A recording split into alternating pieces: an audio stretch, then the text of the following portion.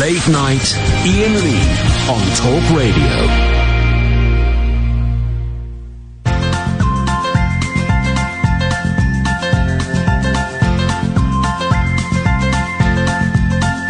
There's a voice that keeps on calling me. Down the road is where I'll always be. Every stop I make a new friend. Can't stay for long, just turn around and I'm gone again. Maybe tomorrow I'll wanna settle down. Until tomorrow I'll just keep moving on. Down this road that never seems to end. When new adventure lies just around the bend. So if you wanna join me for a while, just grab your hat, come travel light, that's old style. Maybe tomorrow I'll wanna settle down. Until tomorrow, the whole world is my home. So if you wanna join me for a while, just grab your hat, come travel light, that's old style. Maybe tomorrow I'll wanna settle down. Until tomorrow, I'll just keep moving on.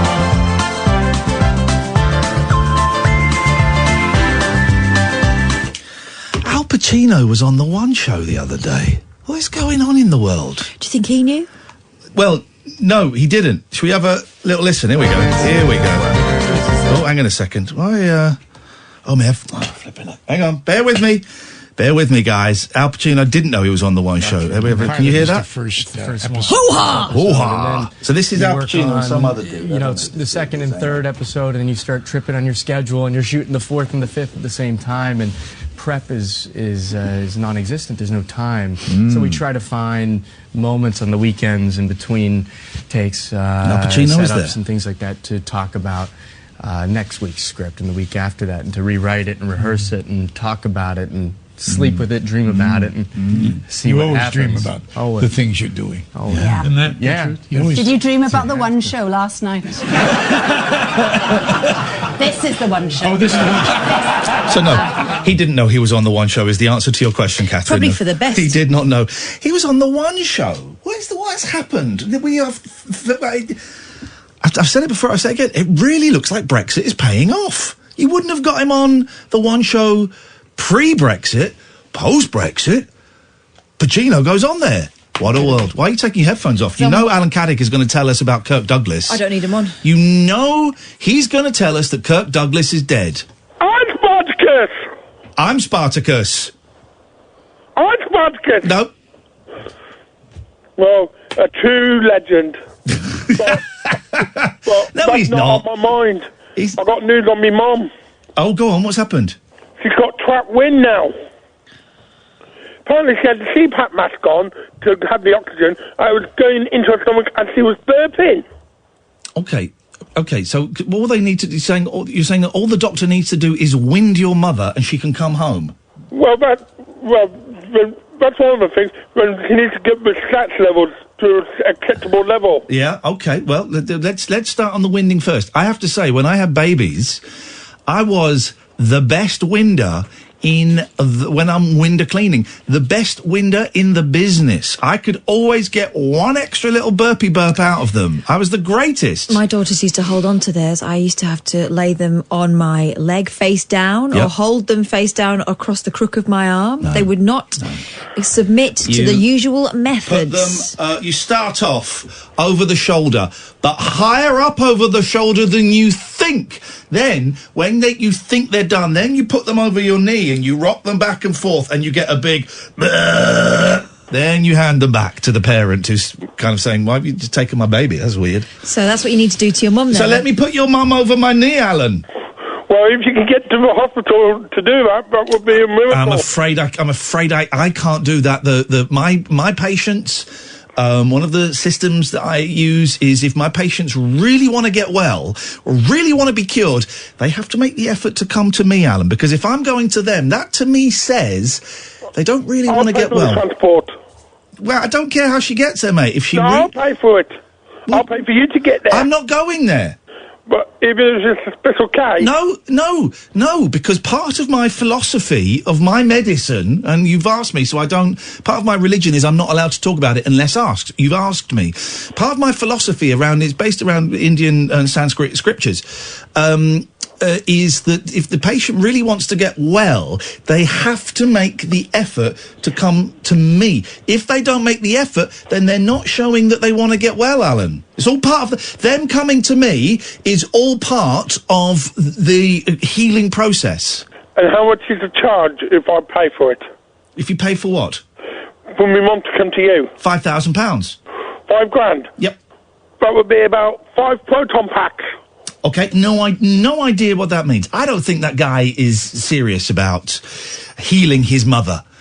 I don't think that guy is serious about it. You know it, Catherine. And it actually makes sense if you think about it. Late night alternative. I'm Iain Lee. Catherine Boyle. Don't really need to make any effort, if I'm honest. Dorothy Williams. Oh, God. I blocked her. I used to like the show, and then I blocked her. Tweets in every night.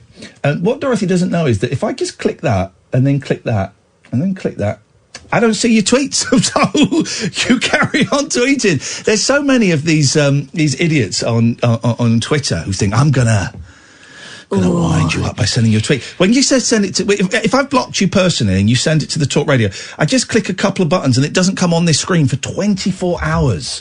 For 24 hours. So, Dorothy, you carry on. Who's that other... the woman, you carry on. There's another one whose avatar was... the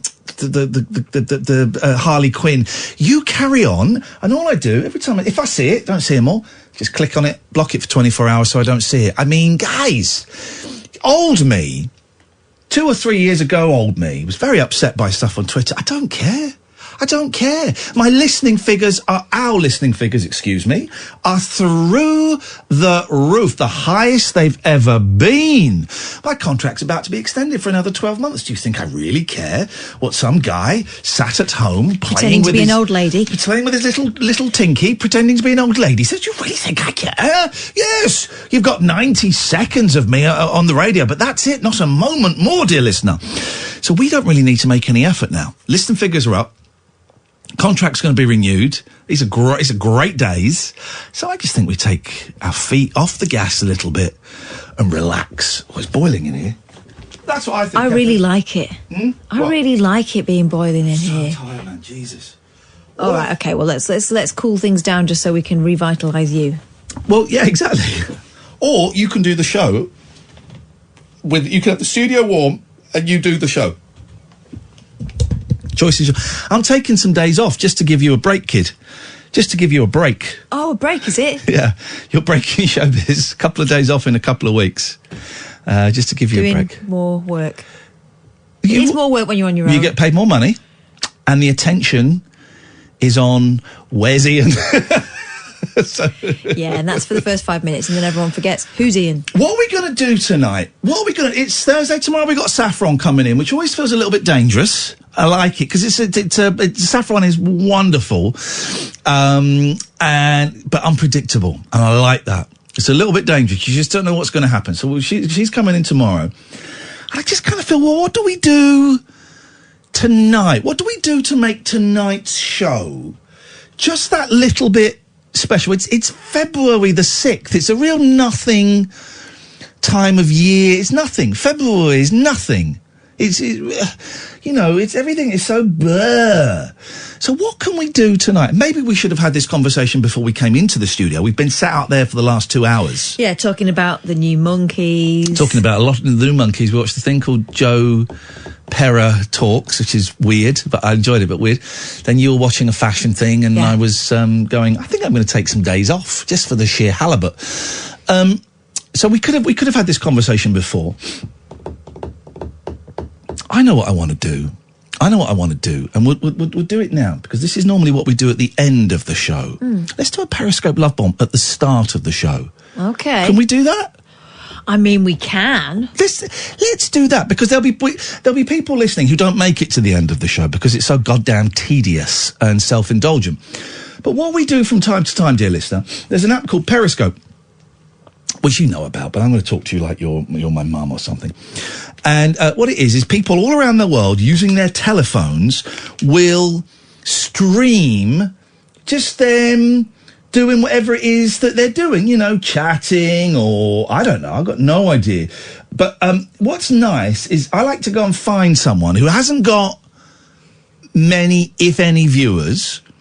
Then I tell you, dear listener, who I've found, and we all pile into their stream and just say nice, supportive, things. Encouraging things. There's a podcast I listen to, which is, they've changed the premise ever so slightly, but they deny that they've changed the premise.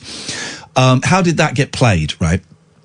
And it was about bad video games. They've changed the premise to bad and weird video games. So they've done some good video games, but they've made a point of saying, it was always weird video games.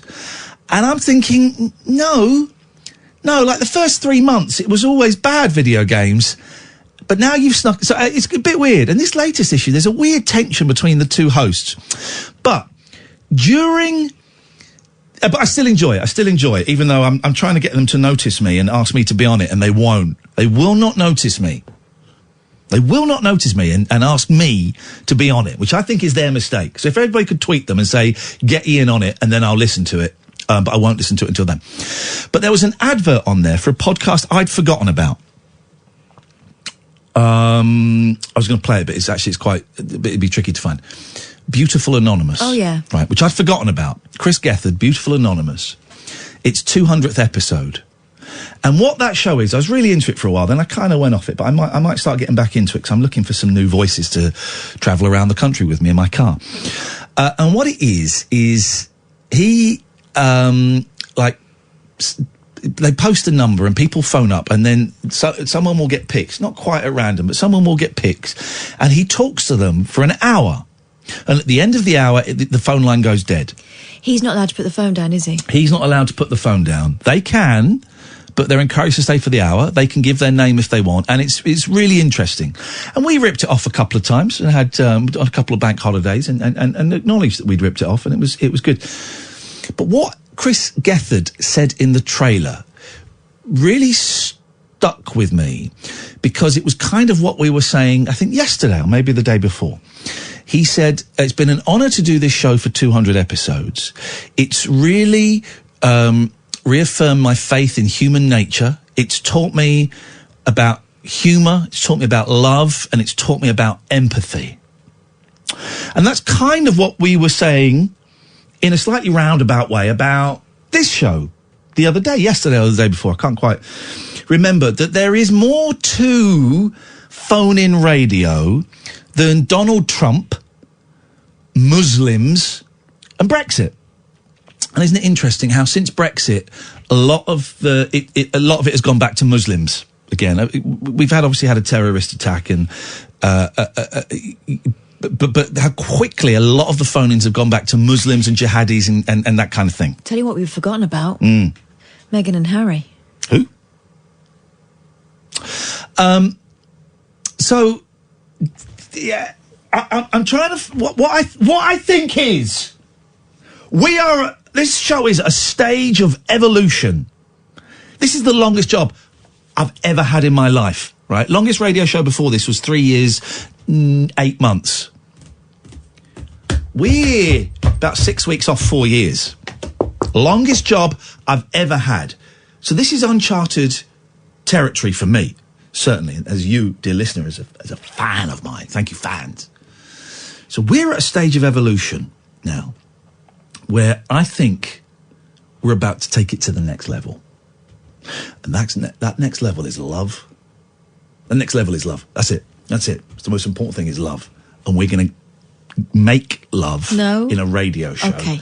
That was a clumsy wording. I didn't mean the old halfpenny shove. I meant that we are going to create a format that is covered in love. It's oozing love. No, not like not that. Oozing. Not like that. It's... I'm struggling to find the language because it's so new. You help me out, please, Katherine.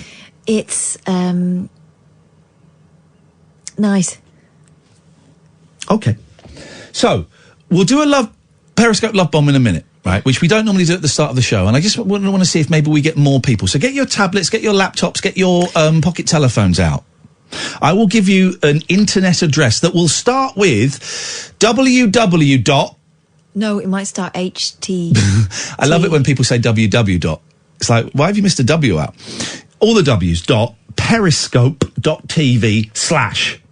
Then I'm going to give you something to put in after the slash. So have that, okay? We're going to do that. We've got Dean and we've got Brian coming on the line, so we can talk to those guys first. But we're going to do that. We're going to start the show by sending out some love to somebody who's out there, who wants to communicate with the world, but is doing it to an audience of 0, 1, 2, 3, something like that. Mm-hmm. That's what we're going to do. Doesn't always work, which again is another exciting way to start a radio show. Normally you start a radio show, you go in with your biggest hitter. You go in with the thing that is going to get people on side, and then you kind of work down from there. No, let's do something that may not pay off, that could actually be a little bit of a car crash. Let's show some vulnerability. I think that's important as we work towards love. 0344 499 1000. Going to give you a website address in a minute, and we're going to go and pour love all over some unsuspecting soul. Can you make it sound a bit less creepy? Yeah, that was bad, wasn't it? And as it was coming out, I thought, this is the Late Night Alternative, weeknights from 10 with Catherine Boyle and Iain Lee on Talk Radio. Late Night Iain Lee on Talk Radio. We got some calls. Let's take these calls, then we're going to do a Periscope love bomb, and we're going to send love to people. Good evening, Dean. Good evening, Ian. Good evening, Kat. Hiya, Dean. I've got that track I was going to play to you yesterday. Oh, this is your grandkids. Remind me what they're doing. They're living with their father at the moment. They're coming to me next weekend. Beautiful. And they come to me every third weekend. Yes. And they go to the grandparents. And what is it you've recorded them doing? They sent me a song that their mum loves The Greatest Showman. Okay. The film. And they've been learning the song from that, and they sent it me on iPad. iPad. Let's have it. Okay, here we go. Hopefully the sound's all right.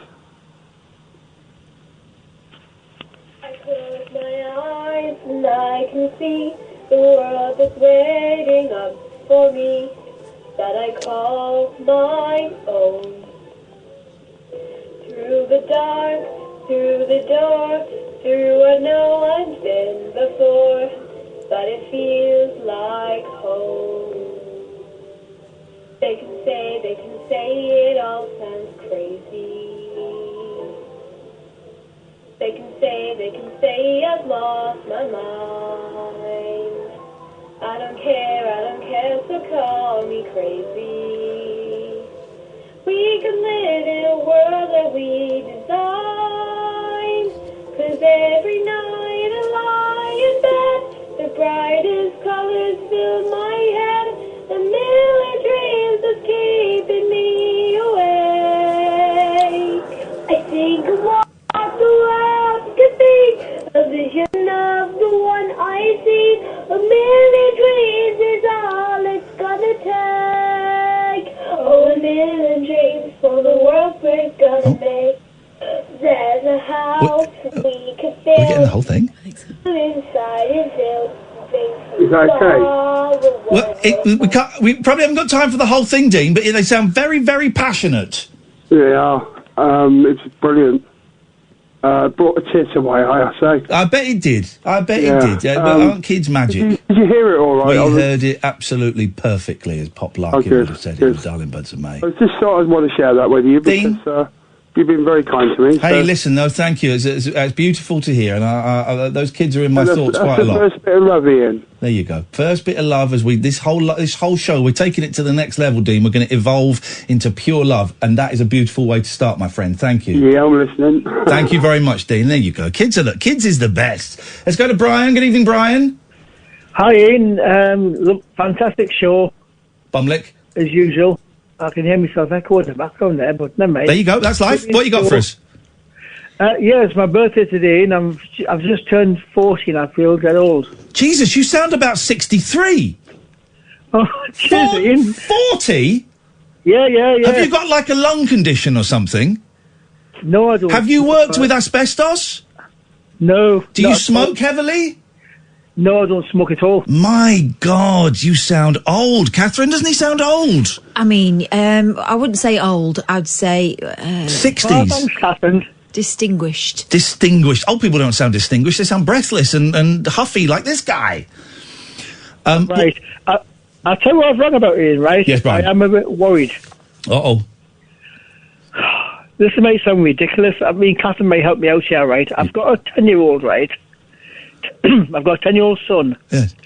And he's got no interest in girls whatsoever. Right. Do I need to be worried, or is that normal? God, he's 10. No, leave him be. He's 10? Yeah. He had a fight with some girls the other day at school. I'll not mention his name, but I am a bit worried. But I thought, well... What are you worried about? Catherine, I've got two daughters. I've spoken to you before, because I've obviously... I've spoken to you before, and one of my daughters said, that, he shouldn't be...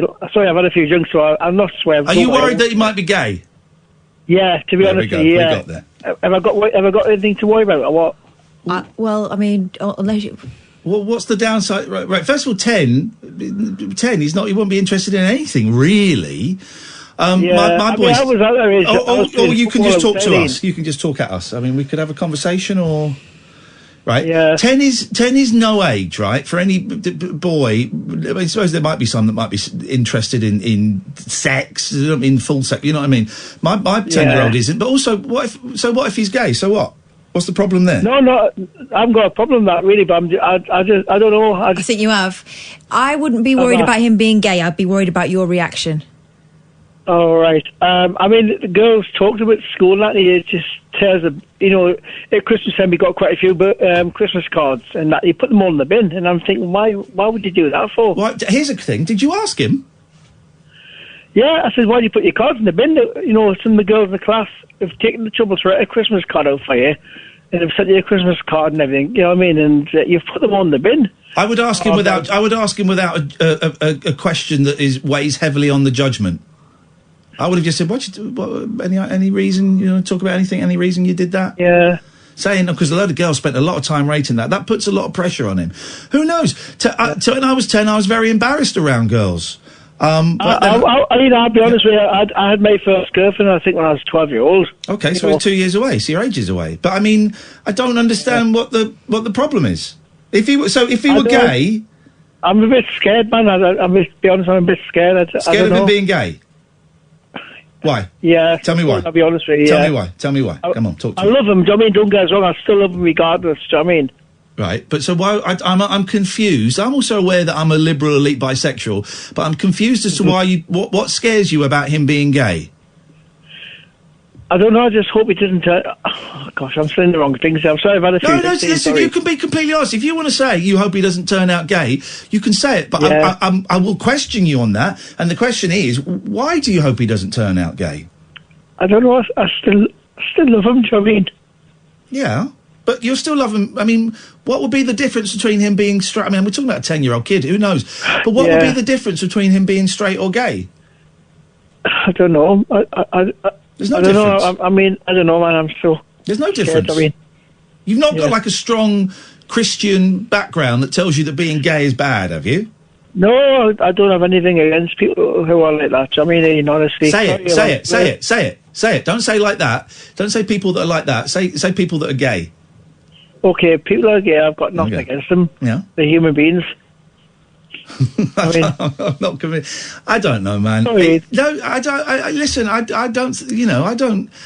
I think 10 is too young to be considering that kind of stuff. I was outside playing football, and I'll be honest with you, I was playing football. He's not you. He's not you.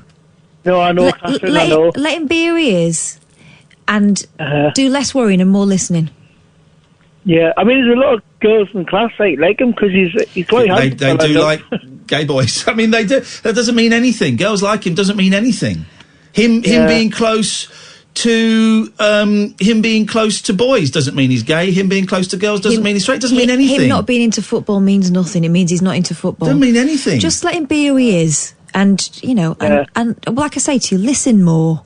Instead of worrying and jumping to conclusions, just listen more. Mm-hmm. I just don't know how Catherine, I just don't know, you know what I mean, I'm not being funny or nothing, you know what I mean, I've got nothing against people, but it's scary, you know what I mean, I don't know. He's your boy, he is your boy. Whatever happens, he is your boy. You'll get through it together. But I hug him all the time, you know what I mean, I hug him all the time, I love him, I tell him I love him, you know, I'm proud of him, you know. Let him be, but just let him know that you're there. But also, may I, Catherine, may I pick up on something you said? Go on. Without being overly critical. You said you'll get through it. But there's whatever nothing, it is. Yeah, but there's nothing. Being gay isn't a thing to get through. It's not a thing. Whatever, I don't mean being gay. Thank you. I mean get through whatever this thing is. Thank you. That means he's feeling awkward about Christmas cards. Thank you. And you know, I don't know, giving you something to worry about. Yeah. Whatever it is, talk to each other. Yeah. You don't know what it is, and he doesn't either. I'm thinking. You know what I mean? He's fighting with it. He has fights with him, and I'm thinking, why are you doing that for? You know what I mean? I don't know. Because they're 10. My daughter is 11, and it's getting very weird at school. They fall out with each other. They're best friends the next day. Just you know, I love him to bits, Catherine. I mean, I wouldn't. Well, then you're all right. I love him. You're all right then. Try not to fret or preempt.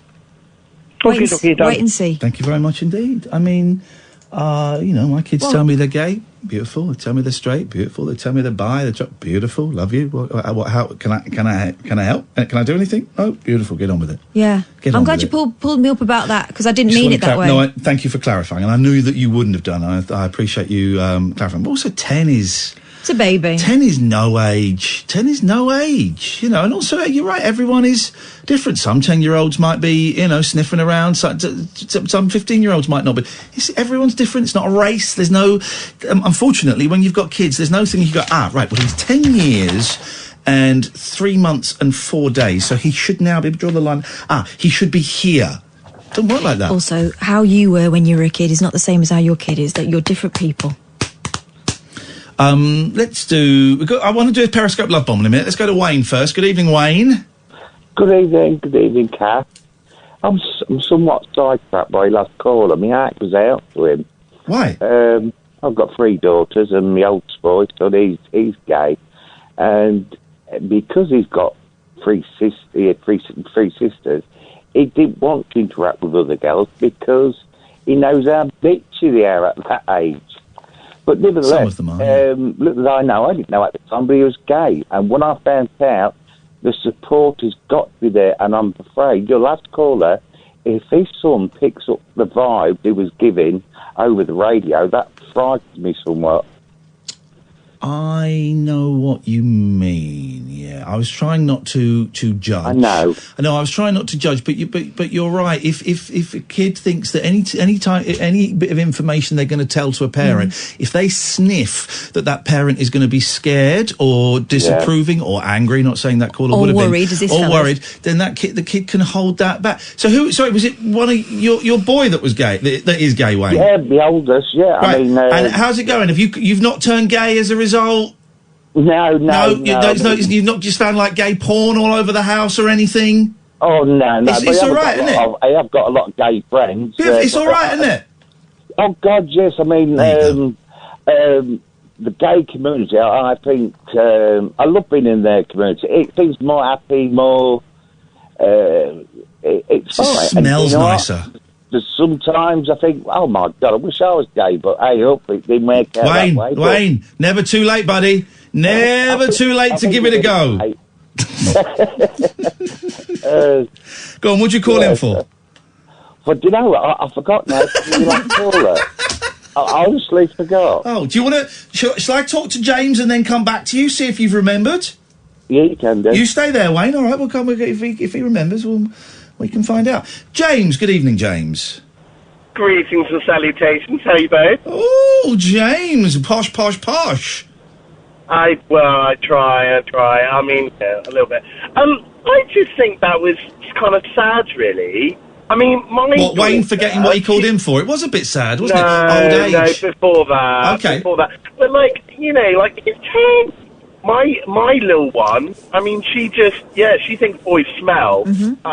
And she thinks boys smell, and Daddy definitely smells when he kind of farts. So, yeah, like, but, I think she's probably straight, but if she likes boys, if she likes girls, it doesn't matter at all. But not only doesn't it matter, she's really little. She's only 10.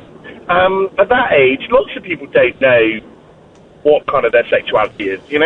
Oh, of course not. And it's of course not. And as we evolve as human beings, we realise it is not the binary black and white, yes or no, gay and straight that we once thought it was. I think part of the problem is all this Cinderella balls. This kind of you must find the one and all this nonsense. Just allow them to become a full person who knows themselves and let them work it out. It's not about meeting the other person who's going to complete you.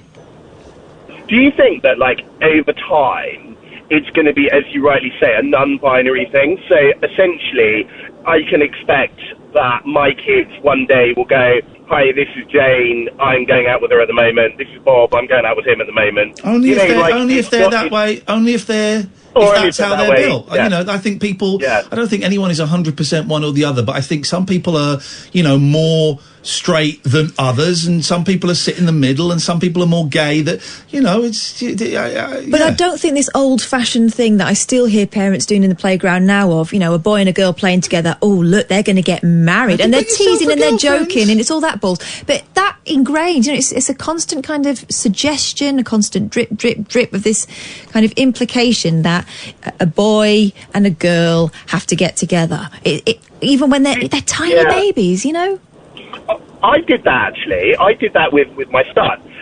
So he was playing with one of our, one of our friends, and literally it was like, oh, you guys going to get married, you're holding hands. And, it was all a laugh and funny. But then actually I did think about it, thought, actually that's not that nice, really, because...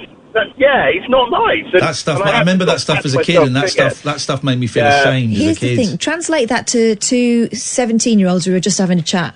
All of a sudden, everyone's looking at them saying they're going to get together. That's the thing that's going to make you feel weird about hanging out with someone else, regardless of what the relationship is. Yeah. So, the reason I called today is I'm having a little bit of difficulty. So, my dear daughter that I was talking about, she suffers from a syndrome which is all about kind of muscles and stuff, and it's called Danlos, and it's quite tricky at times. And this week, she's gone really downhill, and she's needed a wheelchair for the first time. And I'm kind of finding it really hard because I want to cry a lot. Yeah. And I'm obviously not crying in front of her, obviously.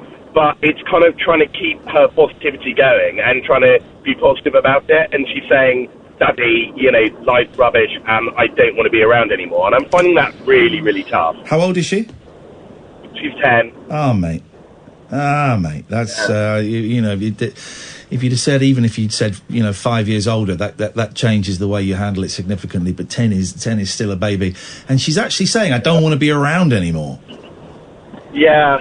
How does when you hear that as a dad, what does that do to you? I think to be honest with you, I kind of felt really, really, really sad. And then I felt anger because I got all blokey. We're talking about sexuality and stuff, right? I got all blokey. I was on the phone. Yeah, I'm on the phone to the doctors and, going, well, you need to refer her right now to the consultant. Yeah, of course. This is unacceptable. And I came into this, protection mode. And, I mean, obviously, I'm as camp as Christmas. But I suddenly was just like, no, this is unacceptable. Because I wanted to take that pain away. Yeah. And I can't. And it's suddenly that feeling of just, I want to do something that I can't do, and I know I can't do, and I can intellectualize it that I can't help. What is the prognosis? So the prognosis long term is she'll have this for life. It's not something that will degenerate, but what will happen is that she will find walking always a challenge. She'll always be in pain. So she will be in pain for all of her life, because everywhere where there's collagen within the body, and as you know, I'm a clinician myself, but everywhere there's collagen in the body, basically the collagen doesn't work properly, so the glue essentially is not sticking, and obviously you got that right the way through your body. Does that make sense? Yeah, it does. But so it's not something like MS or something where where it will get worse over time. Will she have any periods of respite where it gets better? It can do, and she has had some periods where it got better, but we you know, maybe like last year, we had kind of more good days than we'd have bad days. Now we're having far more bad days than good days. And that's where, from a kind of a mental well-being point of view, it's getting really, really, really tough, you know? Have you tried, at this point, any of the sort of support charities or support lines that there are for families? Yeah, completely. So in fact, I've actually been involved in the charity myself, right? As a Danlos Association stuff. So I've been involved with them, and they're really amazing. And it's great because, of course, you know, you're not alone, and that is really, really helpful for her. But I think what's so difficult is that as the pain increases, she's quite an extrovert, like sort of I am really, and I can see that she's getting closer and closer and inner to herself, if that makes sense. Yeah. You know, and she spends a lot of time, you know, has to spend a lot of time lying down. And like today I went into a bedroom and there was like, you know, music on, you know, normally there's little mix or whatever, you know, or such like, and there was just nothing. And I said, why haven't you got your music on or playing with your phone, or, you know, what they're like with the tablets, they're constantly on the tablets. And she was just like, I hurt too much, Daddy. Oh, and God. Strangely enough, that made me sad because, well, of course it made me sad, but it made me sad because I want to be telling her off for using a tablet too much. I want to be telling her off for being on the phone too long for a friend. Yeah, all of those silly things that should be happening, you know, her using a phone at bedtime or whatever. But I'm not having to do that. Remind me the name of this condition again? Yeah, it's called Ehlers Danlos. EDS, right? Right. Yeah, that's right, yeah. Because I've got a tweet from our friend Emily Jane, right, who calls the show very occasionally. She's just tweeted. We've met her at a couple of events, and she's a really nice young woman. Okay. And her sister is nuts. Sounds like that little girl has what I have. EDS sucks. Right. I mean, what am I trying to say from that? Emily Jane, and if you want to call us, you'd be very, very welcome to, because, but I know sometimes you don't like to call, is that, as far as I'm aware, from little contact we have had with her, she's living, right? She's living. And she is living as full a life, I believe, feel free to correct me, Emily, if I'm wildly off the target, she is living as full a life as is possible. And I'm wondering if you or your daughter in particular have had the opportunity to speak to anybody else who has the same condition, who's maybe at the same age, or maybe, you know, 2, 3, 5 years older, who is able to kind of offer... It's all right. It's all well and good me saying, you know, it'll be all right. Catherine saying, you know, it's all well and good saying that. But quite often, if someone speaks to someone who is going through it or has gone through it, yeah, there's more of a connection there. Does that make sense? Yeah, no, absolutely. And the nice thing is with that particularly as well, is that, you know, particularly someone that maybe is a teenager, because, you know, it's like when you're sort of 10, 11, you look up to... Yeah. 14, 15, 16-year-old is like a god, Yeah, exactly. So that could be really useful, and I'm on Twitter, so I'll definitely... connect with her. Listen. I'm gonna like Emily Jane's tweet now. I'm not saying she's the person. Okay. She's older than that. I mean, I don't want to guess how old she is, because she's not that old though. She's not old. She's a young woman. But I don't know. She might be able to. She might not be able to. She might not want to be able to point you in the direction of somewhere where perhaps you could find a 14, 15, 16-year-old girl who can sit down with your little girl over a coffee or whatever, over a PlayStation or whatever, and say, look, how are you finding going to the toilet? How are you finding dealing with your parents? You know, you leave them in the room on their own for a couple of hours. How are you finding dealing with your dad worrying about you? How are you finding sleeping? How are you finding, you know, all of those things? There's nothing to say, man. You know, you're a dad and you're watching your kid in pain, and we would all, when we see our kids with headaches or with, you know, with upset stomachs, we'd all take it and put it in our bodies if we could. Mm. Yeah, no, that's really sweet of you, and you know, and I really appreciate with this show, like your honesty is just amazing. When you talked about your mum and her MS, you know, that I actually, dare I say it, I kind of used that as a bit of an opportunity to have a tear, and I hope that's okay. But well, here's the other thing I was going to say very quickly.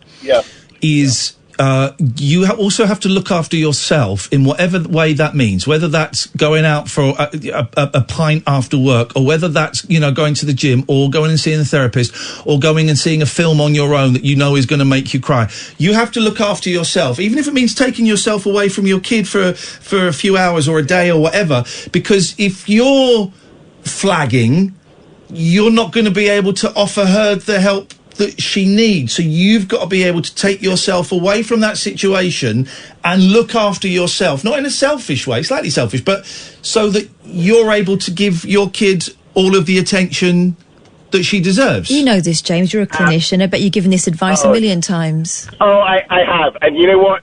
I'm so good at giving it. Yeah. So good at giving the advice. Doing it. Very, very different when it's oneself. Although I do have a spa day on Monday with my best friend. There we go. So, yeah, I've got a spa day, and it's going to be marvellous. I'm not having a manicure, just a massage. Oh, get a manicure. I love a manicure. The few times I've flown first class for work, I've never paid for it.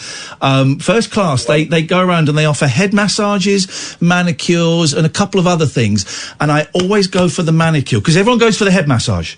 So if you go for the manicure, there's more chance you're going to get it. Oh, and I love it. Also, manicure lasts such a... you can look down at your hands for a couple of weeks and you feel wonderful. James, would you... Emily has just called in. I don't want to force anything on you. Would you want to speak to Emily now? That would be an absolute pleasure. Well, that's good, because if you'd have said no, it would have been embarrassing. But Emily, Emily, the first question I've got for you, Emily, is how goddamn old are you? I am 34 years old. Oh, I was going to say 32. I thought you were about 23. No, I was going to say 32. Emily, you were listening. Thank you so much for your tweet. Is there anything you want to say to James? Well, I just heard him say about the constant pain, and then when he said collagen, I was like, oh, I know what this is. But it's something that I wasn't diagnosed with until my mid-20s. So she is very fortunate to have a diagnosis, in my opinion. Why do you think she's so fortunate, Emily, to have it at this age? Well, not fortunate, obviously, but... The diagnosis, though, yeah. Yeah, just... I used to grow up in pain, not knowing why. Yeah. Thinking I was going mad. And just, as soon as I had that reason and that, it was like a jigsaw puzzle, and everything made sense. And so if she can get, like, the support in place that I've only been getting since my mid-20s, then she's... Yeah, that is a blessing. James, is there anything you want to ask Emily or say to Emily? Well, Emily, first of all, thank you so much for phoning. I cannot tell you how much that means to me, and that is very, very kind of you. And actually, you're completely right. It is a blessing that we've managed to go and get a diagnosis so young, because so many people, and it sounds like yourself as well, have had to suffer for such a long time without a diagnosis, and also with a lot of the medical community, I presume, and I am presuming here, not believing you as well, which must be very difficult, I would have thought. Yeah.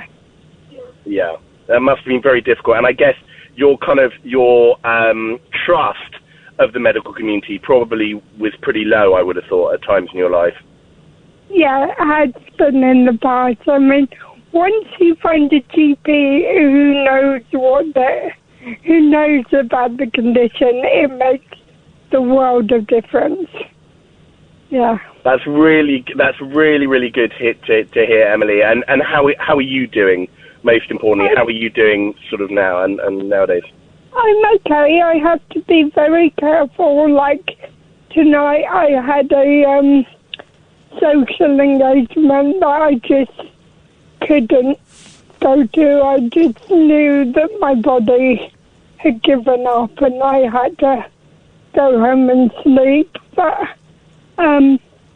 tomorrow, hopefully, I'll I'll be able to get out and, yeah, I take each day as it comes. But Emily, you've come to a couple of our events, and you live, right? You know what I mean by that? You live. Yeah. You're not at home all the time going, oh my God, I'm ill. You're living. No, I work a couple of days a week because that fits in with my energy levels, but I find great joy in my work, and then I have what I call bed days where I can just sit in bed and read a book or watch Netflix, so I adapt my life around it. Yeah. James? That's really helpful. Is the term Netflix and chill, or does that mean something else? That means something else.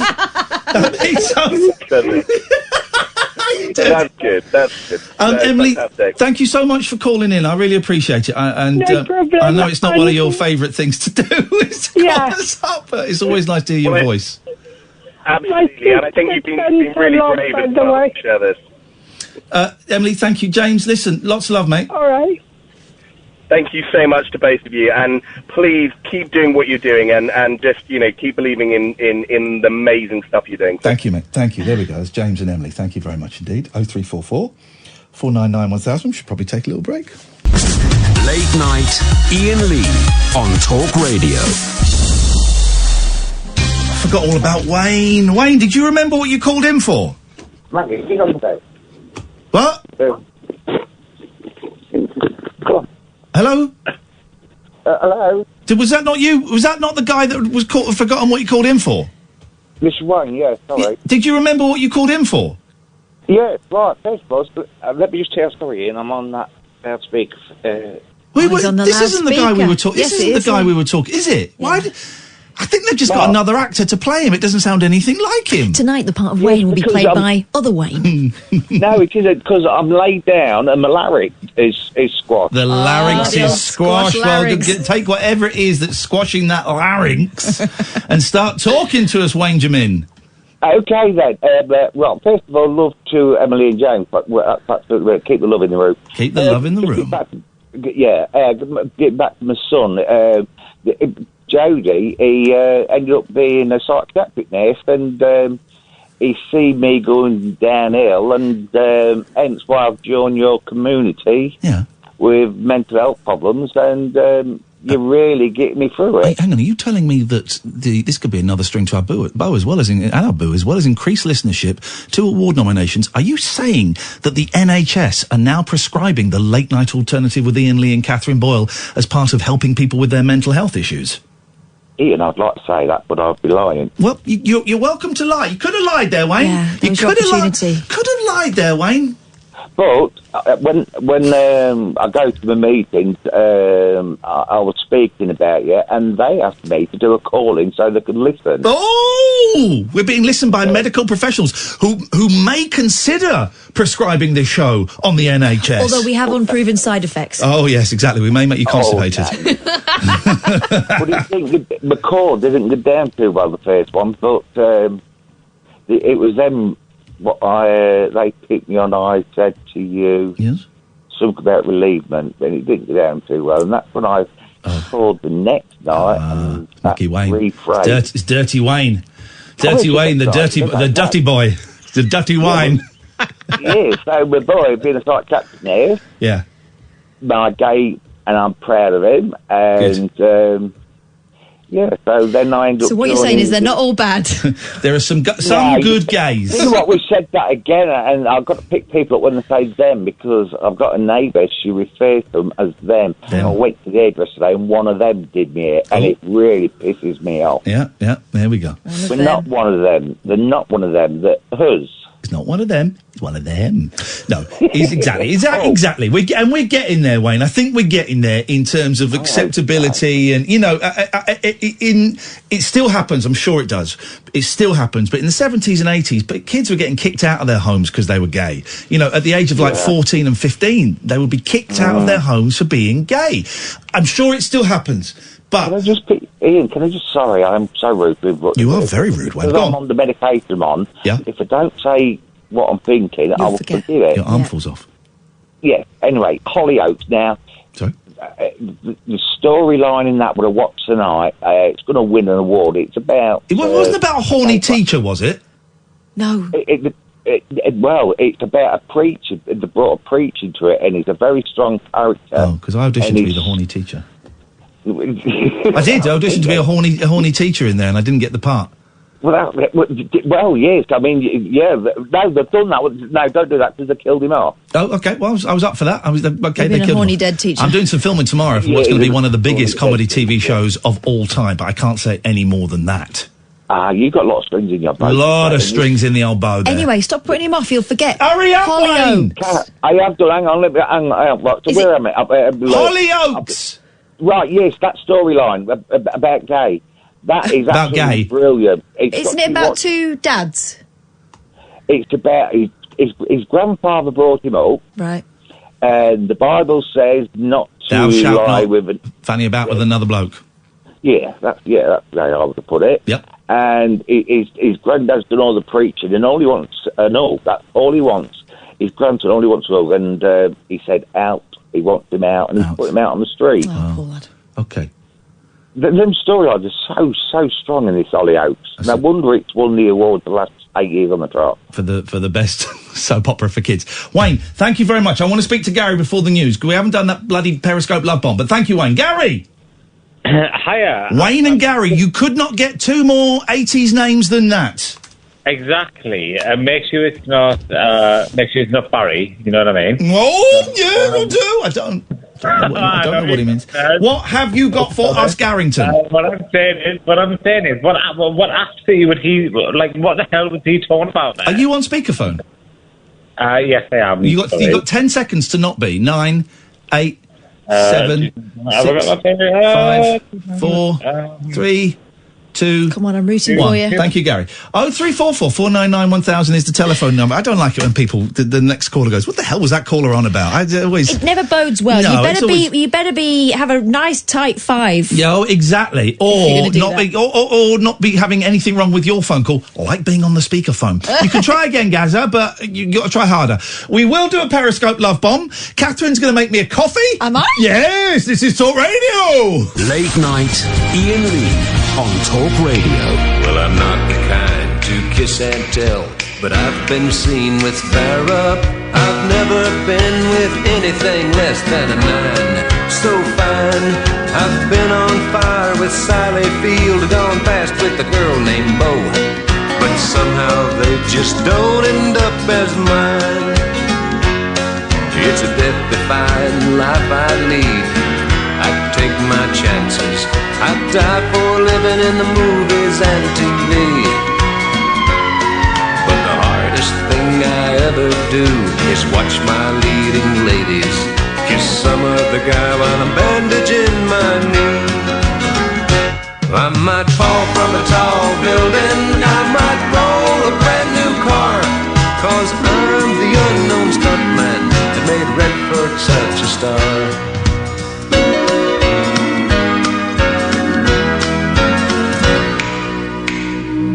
I've never spent much time in school, but I taught ladies plenty. It's true, I hire my body out for pay.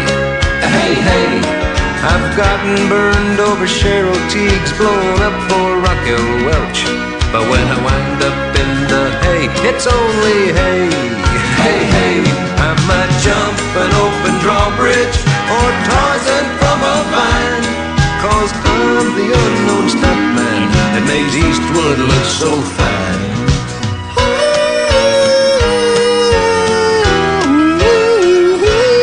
Late night alternative. I'm Iain Lee. You are Catherine Boyle. Tomorrow I'm filming I'm filming a part. I can't tell you anything about it. I'm going to ask. Pay me and I'll tell you. No. I'm going to ask her tomorrow. The director and the writer is a woman. I'm going to ask her tomorrow if I'm allowed to mention what it is. And I'm going to ask if I can take a picture of us together and tweet it, so that people will go, oh, you're working with her. Oh, I like her. That's, you all right? Yeah, I've hurt myself. Okay. I've got a slight injury, but it's fine. I'll soldier on. You burnt yourself making the coffee, right? No, I've not burnt myself. Oh, you've done something. I think it's a bite. Oh, and I've given it a good pick, and I wish I hadn't. 0344 499 1000. We will do this Periscope love bomb in a minute. This show is evolving into pure love, right? But before that, let's give Gary a second crack of the whip. The first crack was more of a fizz. Let's see if he can crack it. Try again, Gary. Come on, you know for a fact it was good the first time. Right, what I was saying is, what I was trying to get through... So close to cutting you off again, but go on. Yeah, what I was saying is, I'm absolutely, unbelievably taken aback by what how Donald Trump has gone on today about... Whoa. I just think he is Hello? What the? Are you all right, Gary? Sorry, yeah, I'm fine. I'm fine. Have you sure Have you sure you've rung the right station? Yeah, but I'll tell you what it is. Donald Trump today, what the hell is he doing? What are you doing? Have you had a drink today? Well, I'm absolutely fine, me. I'm you had a little smoke or something? I've seen nothing. I've had a smoke. Why? Okay, let me ask you this question. Have you listened to this radio show, not the station, the show before? But it just comes through the phone, doesn't it? Sorry? It just comes through to the phone? Yeah, because obviously I just sort of listen on my phone and that's all I see, usually. Right. I'll ask the question again and maybe your answer can be connected to it. Don't ask you me. I'm going to ask you. And I'm really hoping that the answer will have in some way be connected to the words I'm about to say. Have you listened to this show, not the station? Some people phone up and say, I love your show, and they mean station. Have you listened to the show with me and Catherine before? I have, yeah. Okay, so what's my name? Hunger Cream. Ooh, and what's her name? What's her name? And I just told you. What's her name? Catherine. Catherine, you know her last name? What, if I just signed a birth certificate, like? So you have never listened... Be honest with me, man. You've never listened to the show before. That's fine. No, I've listened to it a couple of times, though. I don't keep tabs on who... The names of the radio presenters. Who's been birthed. And who's been birthed. Okay, and you claim you haven't had a drink. So you've listened to the show before... 10 o'clock at night, yeah? Yeah. Yeah. What makes you think, having listened to it... All right. We're getting into it. We're getting into it. Yes, guys. All right, yeah. What makes you think... I don't know if anything does, but... What makes you think that Catherine, myself, whose name you don't know, and our highest listeners we've ever had, in terms of numbers, and probably dope, would be interested in what you have to say about Donald Trump? Well, you've actually asked this question before to someone the other day, and you said exactly the same question. You went, why do you think that someone's interested in what you've got to say? Yeah. So this is obviously a regular question. It's the second time I've asked it. That guy couldn't answer it. I'm hoping you can. Yeah, but of course, because at the end of the day, I think Donald Trump's an absolute arsehole. And right, but no, you're telling us what you think about Donald Trump. Do you remember what the question was that I just asked you? Yes. Right, what was it? It was, why do you think that you can come in here and say the things that No. Sorry, why do you think you can come and sort of get someone's interest? Nope, wasn't that. I'll ask again and pay attention. I think you might have had a little drinky poos today, Gary. Haven't you? Do not demean me at all. I'm not demeaning you. You're demeaning yourself. You're showing a lack of respect for yourself. Have you had a little drinky poos today? Yeah, I had one drink. Right, so you're a liar. Okay, so we now know that you are a liar. Right. We now have evidence that you lie. Okay. Right. All right. So. Yeah. So, and I think it's more than one drink, isn't it? No, not at all. What was it a drink of? A pint of vodka? Okay, so we know that you lie. So, that gives more weight to this question. What makes you... right, I'll give you that. Thank you. Well, you have to, because it's a fact. So yeah, what... Well, I'll give you that. Well, you have to. Yeah. Whether you give it or not, I've taken it. It's a fact. Yeah. So it's fine. Well, whether you give it or not is irrelevant. I've taken it. So what makes you think that Catherine, myself and my listeners would be interested in anything you have to say about Donald Trump, especially now we know that you're a liar. Right. And just answer the question. Yeah. Absolutely, I will answer the question, but because ultimately he has been. No. You're about to describe him. We haven't got to. I've not decided whether I'm going to let you yet. The question was, why do you think anybody will be interested in hearing what you have to say about Donald Trump? Because ultimately I'm educated enough to say about it. And you know what, you work on a radio station. So, gosh. You don't know what his name is, and you're demeaning his job. That's quite a Trumpy thing to do. I'm calling him a loser next. No. And say he's got a failing show. Oh, Gary. Yeah. This isn't going the way you thought it would, is it? Well, ultimately, I mean, obviously, you know, I can't be, you know, everyone can't be a fat, ugly person behind a talk show. Fat, ugly person, okay. That's directed at me, is it? Or me. Yeah.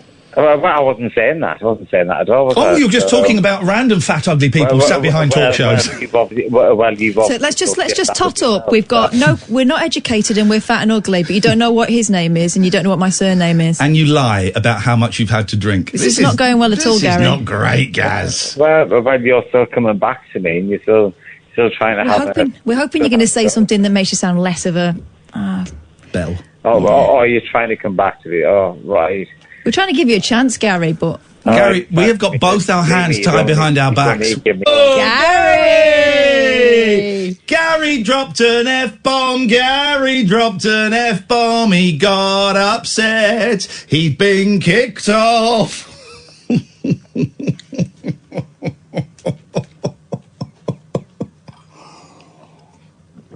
Oh, that was my favourite 10 minutes of radio I think I've done in the last year.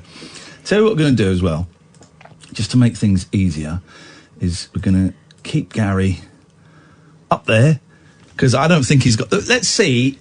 Gary, you're not coming back on, right? But I'm not cutting you off. So let's see how long Gary hangs on for, thinking it's 12 minutes past 11, right? He's just put the phone down there. He's brighter than we thought. He's very educated. You could tell that by the way he swore. Let's go to Iran and Marianne. Good evening, Marianne. Good evening. Hello, Marianne. Hello. How's Iran these days? It's very well, thank you. How about you?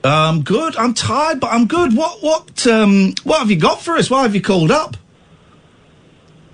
Oh, it's very cold. Yeah, it's very cold. Why have you called up? What have you got for us? I'm going to talk about love challenge.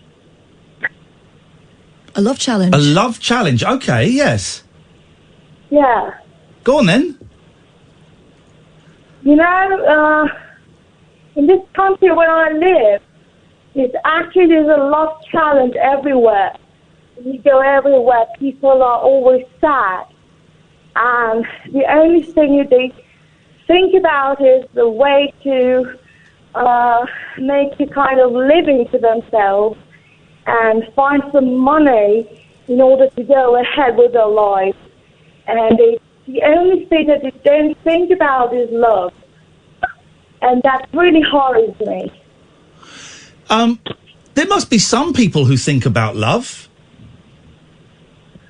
There might be some people who does, but, you know, it's mostly sex. But true love is very rare here. Sex and love, they can be connected, but generally they're primarily separate things. Okay, Marianne. Yeah. What do we do to change it?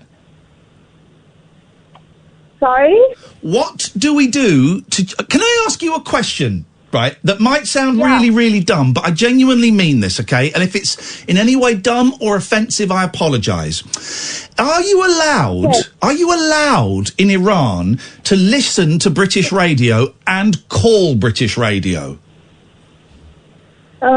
Yes, we are allowed. It's not that difficult. It's not that much restricted, you know. Okay. But yeah, it's not that bad. And it's just like a prison, but a prison that gives you food. A prison and they that gives give you you food. some kind of comfortability, but you are not really happy. It's not a happy life here you have. Why is it not happy? What is going on that means you are unhappy? Because people are happy. It's artificial happiness. It's not real one. It's not from the depth of the heart. It's something bodily. It's something just for passage of time, you know? And just for having money and just for having some kind of status and prestigious social acceptance, and so I taught you some kind of passage of time, and they don't have real kind of being together in depth. Yeah. Yes. I mean, over here, we are told that sex and buying things will make you happy. And you can have 5 TVs and 4 PlayStations and a very nice car and sex with different people every day of the week. And it might make you happy for a little bit, but it isn't, you're right. It's not that deep-rooted happiness that kind of sits in the chest just above the stomach and radiates throughout the body. Yeah, exactly. So what do you do then to lift yourself from that? What do you personally do, Marianne? Well, I listen to foreign music. Okay. I listen to Celine Dion songs, Selena Gomez songs. I listen to Charlie Puth songs, or even the old music, Iranian songs, Shajarian, Muhammad Reza Shajarian. Do you know him? Have you ever heard of him? No, I haven't. I'm not too up on Iranian music, I'm afraid. I'm a good singer myself. And I'm trying to entertain myself in these ways. Music is always good. Music is a good connection, I think, to some form of spirituality, whether you consider that to be God or the universe. I think pure art, music, paintings, movies, plays, whatever, I think they connect us to something bigger than ourselves. The Beatles were very, very good at doing that, to paraphrase Kurt Vonnegut. But so, I mean, your life, Marianne, you don't sound... You have moments of joy, don't you?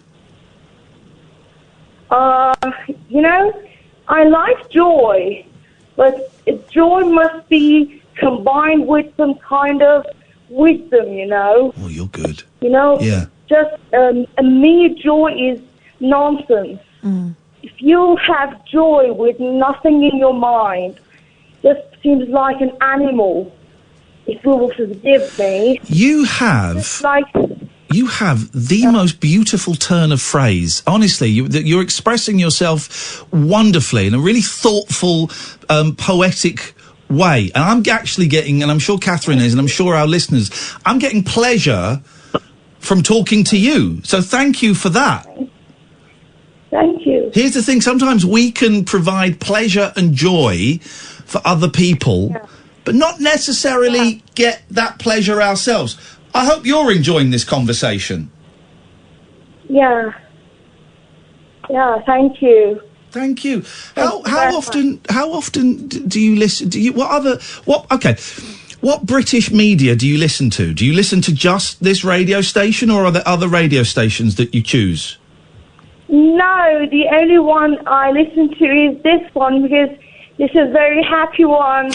The jokes that you make with your colleagues, and these are making me really happy and laugh.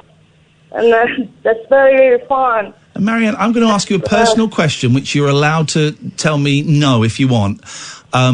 I cannot work out how old you are. I really want to say 25, but I could be 20 years off either way. How old are you, Marianne?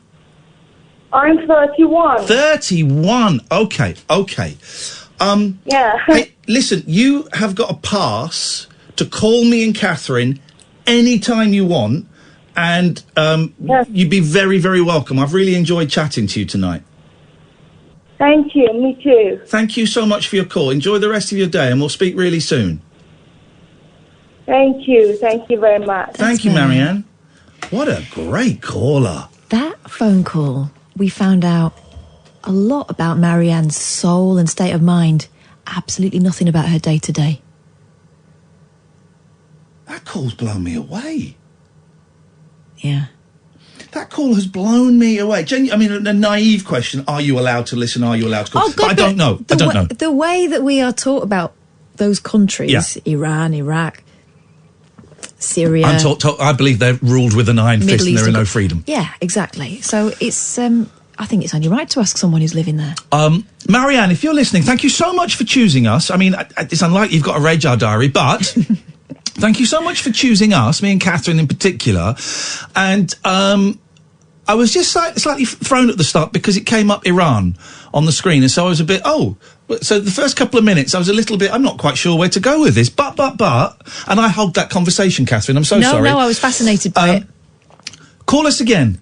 Call us again anytime you want, and I don't normally do this. I'm giving you a golden pass. You're going to jump straight to the front of the queue next time I see you on, because I think all we did there was just touch the tip of what is going to be a very, very big iceberg. Isn't that amazing? I mean, Kath are old, right? And I've said this before, but we're old. And, you know, we've come from doing radio where we're surprised if someone in the next county it calls up, or if someone from Scotland phones up. What are you doing listening to us? But the fact that we get... That's my first call from Iran, I think. The fact that you get a call from Iran. And it's beautiful. When I was a little girl, and I'm talking about 7 or 8, a family moved into the end of our street. Where I lived was a very white neighbourhood. And I remember playing in the street, and all of a sudden there was a little brown girl who wanted to play. Was she in the ring? No. And the reason I knew she wanted to play is because who turned out to be her big brother, I thought it was her dad, asked if she could play. Yeah. And her name was Shanaz, and she was Iranian. Yeah. And they were, it turns out, I mean, my understanding of it is very loose because I was such a little kid, but we kind of, she was there until I left, so we knew each other for sort of 3-4 years. And they were Iranian dissidents, and her dad had been quite high up, I think, in the government, and they had to flee. And there was the mum, the dad, her older brother, his family. They were all living in this little house. A more joyful, welcoming family you will never meet. So to hear Marianne talking about how the day-to-day there, for her at least, is kind of joyless and confining, kind of heartbreaking, isn't it? I don't want to blow my own trumpet. It's primarily because I don't actually own one, but... Is this your trombone, though? This is...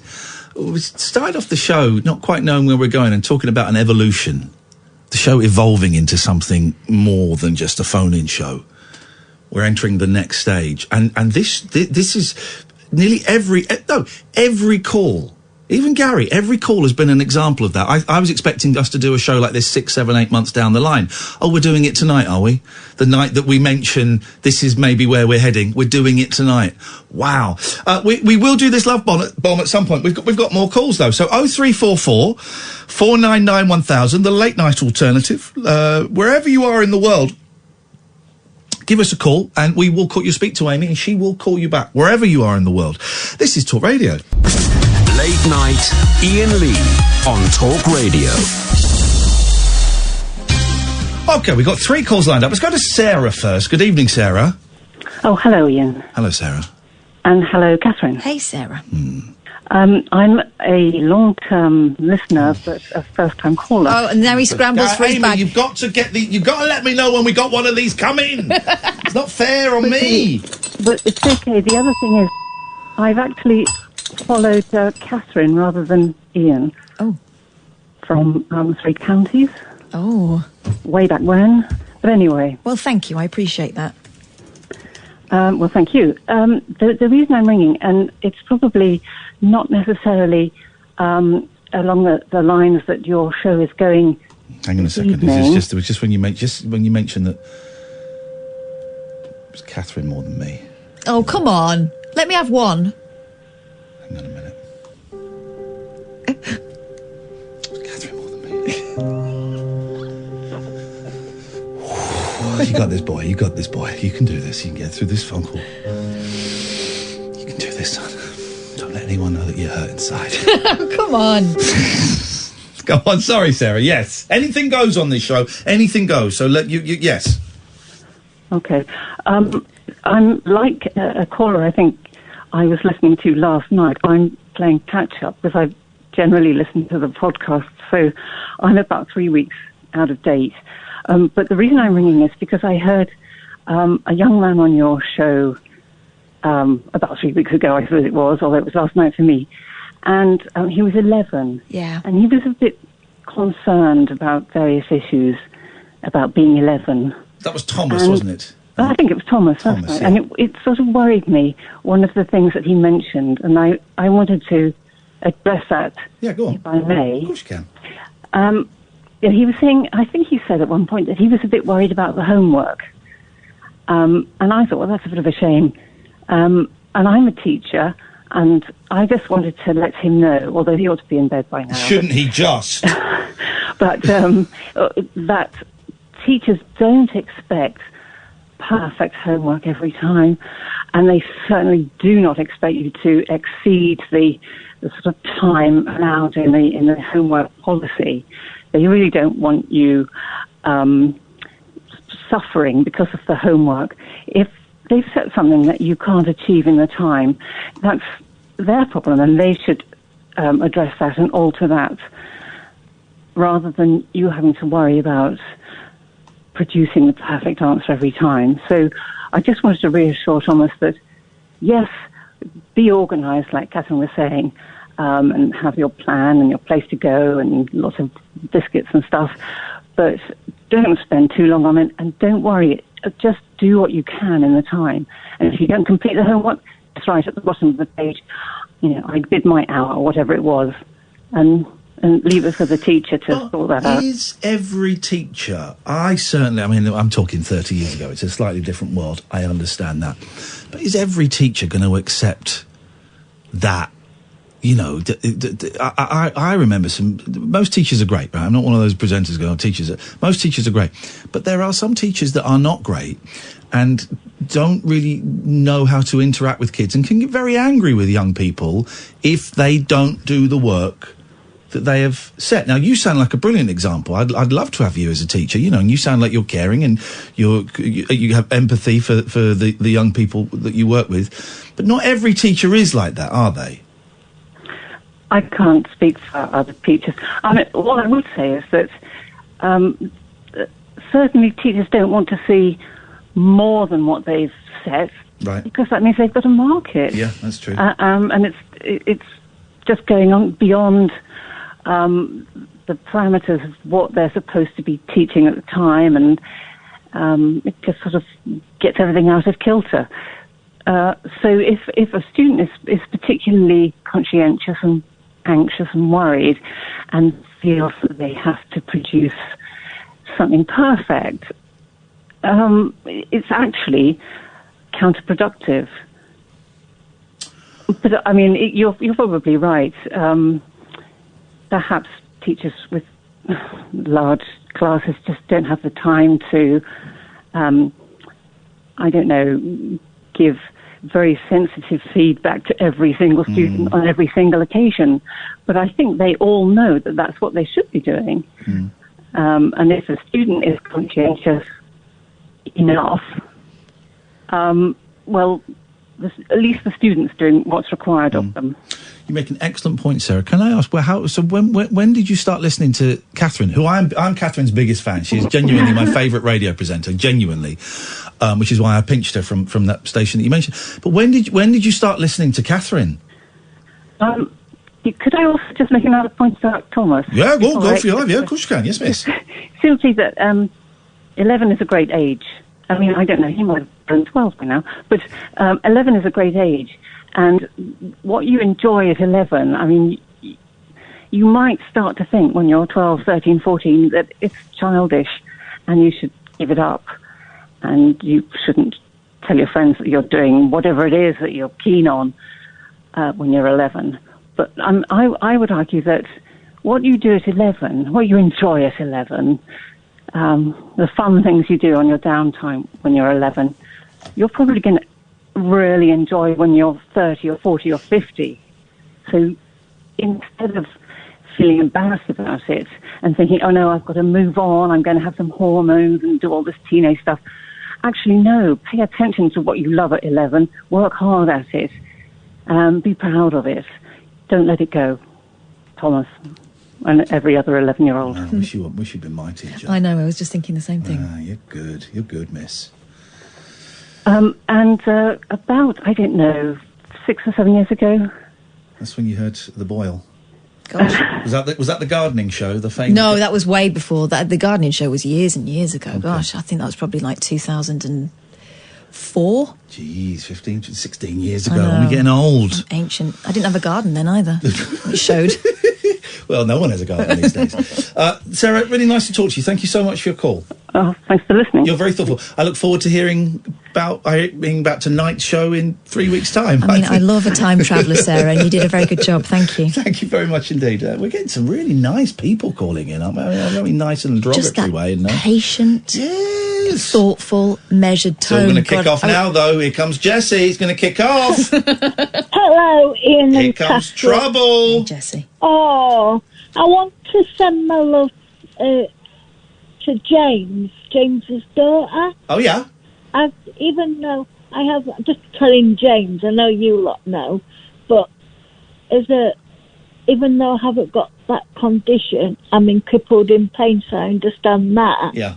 And confined to a wheelchair. And I wanted to pass on Whiz Kids to him because they specialise in helping kids cope with the trauma of being in a wheelchair. Oh, Whiz Kids. Okay, do you know, I've heard of them, actually. And also, they can make you a specially adapted special wheelchair, electric.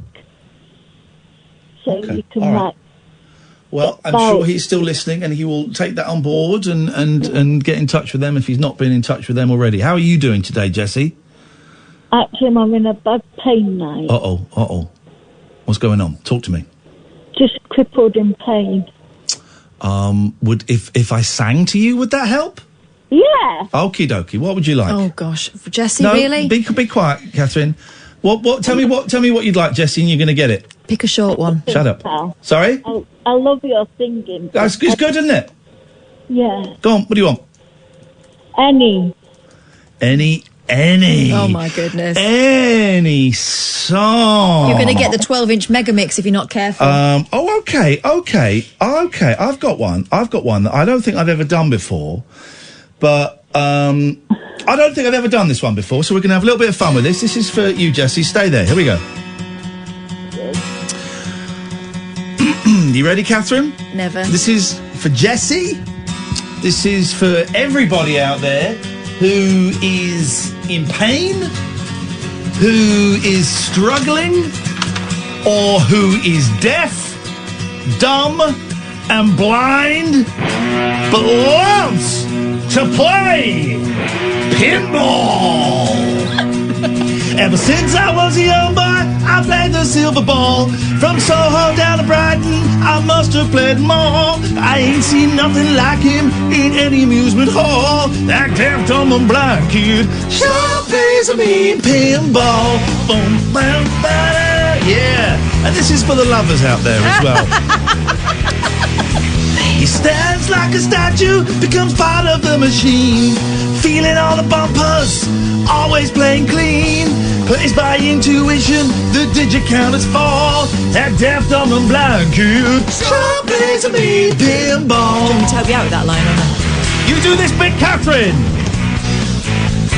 1, 2, 3. He's a pinball wizard, there has to be a twist. A pinball wizard got such a supple wrist. I'll go first, you answer. Okay. How do you think he does it? I don't know. What makes him so good? Ain't got no distractions, he can't hear no buzzes and bells. Don't see no lights flashing, plays by sense of smell. Always gets a replay, you never see him fall. That deaf, dumb and blind kid sure plays a mean pinball. Take it, Boyley. I thought... Nope. Here she goes. I thought I was the Bolly Table King. Bolly? But I just handed my pinball crown to him. Bolly?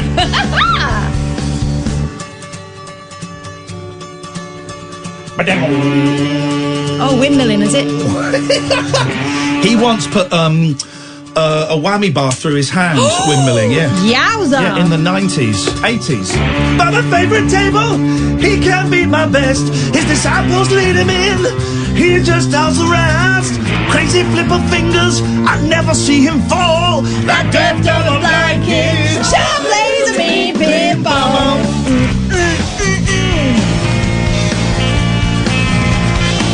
How's that, Jessie? Feeling better? Amazing. There we go. Amazing is the word.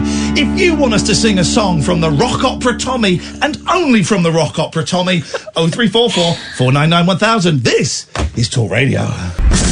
Late night, Iain Lee on Talk Radio. Okay, 0344 499 1000. This is what I like about this show is... Whoa, shut the front door. Helen. How do you say that? How do you say that name? Helen. Helen. Helen. Helen. Helen. So am I saying it right? You're saying it weird. Why are you saying Helen? Helen. Is it not Helen? Well, how do you say? Do you say Ellen? We say Ellen. Who's Ellen? You know. Ellen DeGeneres. Well, or you'd say DeGeneres. I'd say Ellen Degenerate with her lifestyle. Wow. Helen. Okay, right. Well, here's the thing. Helen has just tweeted something that you should not tweet that kind of stuff, right? You should call in with that kind of stuff. I'm going to read this. Helen says, fun fact. My dad played drums on the Tommy soundtrack. Different to the album, it's the movie. Jack Nicholson sings on it. So does Tina Turner. So does Anne Margaret. She rides around on the floor in a string dress covered in baked beans. It's one of the horniest... Anne Margaret. I'm not sure what that was. Is Anne Margaret doing anything? Anne Margaret... wearing just tights, no skirt. Anne Margaret in a string... Pelvic thrusting. Anne Margaret in a string dress... riding around in baked beans is one of the sexiest things. Oh my God. Yeah, I know. Splashing. Yeah. But Helen, right, so now we're going to... Now Helen, all right, we're gonna look up... We're going to look up some things. Your surname is there, so I'm assuming your dad's got the same surname. Oh, that's a big assumption. It's not. Tommy Soundtrack Drummers.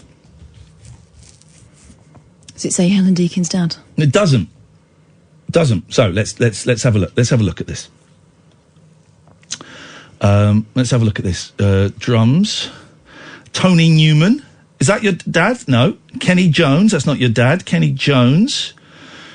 Tony Newman. Kenny Jones. Nigel Olsen. I'm starting to smell a rat here. I'm smelling a rat. Oh, Helen, did your dad tell you he did that? Helen. Graham D. Holy jackamole. Whoa. Whoa. Helen. Graham Deakin could be your dad if they have the same letters in their surname in the same order. Graham Deakin. Graham Deakin, born circa 1950, but Helen probably knows the date, is an English rock drummer who was the main drummer for John Entwistle's touring band Ox from 1972 until 1977. Deakin had a short spell with The Flies following his departure from Ox. He played a session with The Who on the 21st of April 1975 at Ramport Recording Studios 3 days before they started recording their Who by Numbers album.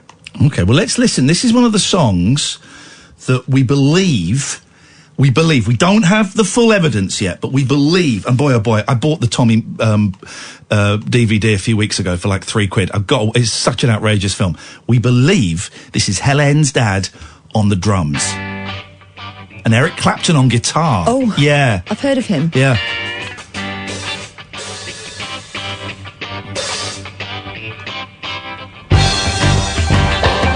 Nicky Hopkins on piano, Phil Chen on bass, Eric Clapton on guitar, and Helen's dad on drums. Outside the house, Mr. Simpson announced that Sally couldn't go to the meeting. He went on cleaning his black Rolls Royce. She ran inside a week. She got to her room and just flashed the picture of the new Messiah. She picked up a book of her father's life and threw it on the fire. From the start, deep down in her heart, she and Tommy were worlds apart. But her mother said, never mind, your heart is to be. Listen to the drums.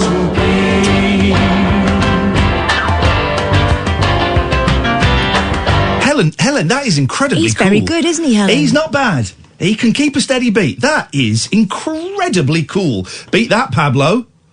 My dad played a tree in Mel Gibson's Macbeth. Okay, fair play. That beats that hands down. Go as you were, Helen. As you were. Yes, Pablo. What have you got for us? How do? Just on one note, just with all the Iran talk earlier. Have you ever seen or read Persepolis? No, I'm aware of it. It's like a cartoon, isn't it? Yes, but it's very pertinent to the Iran situation. By the way, sorry to interrupt. We got breaking news. Sorry. So. It's serious for a second. I've just seen a picture of Helen's dad as a young man.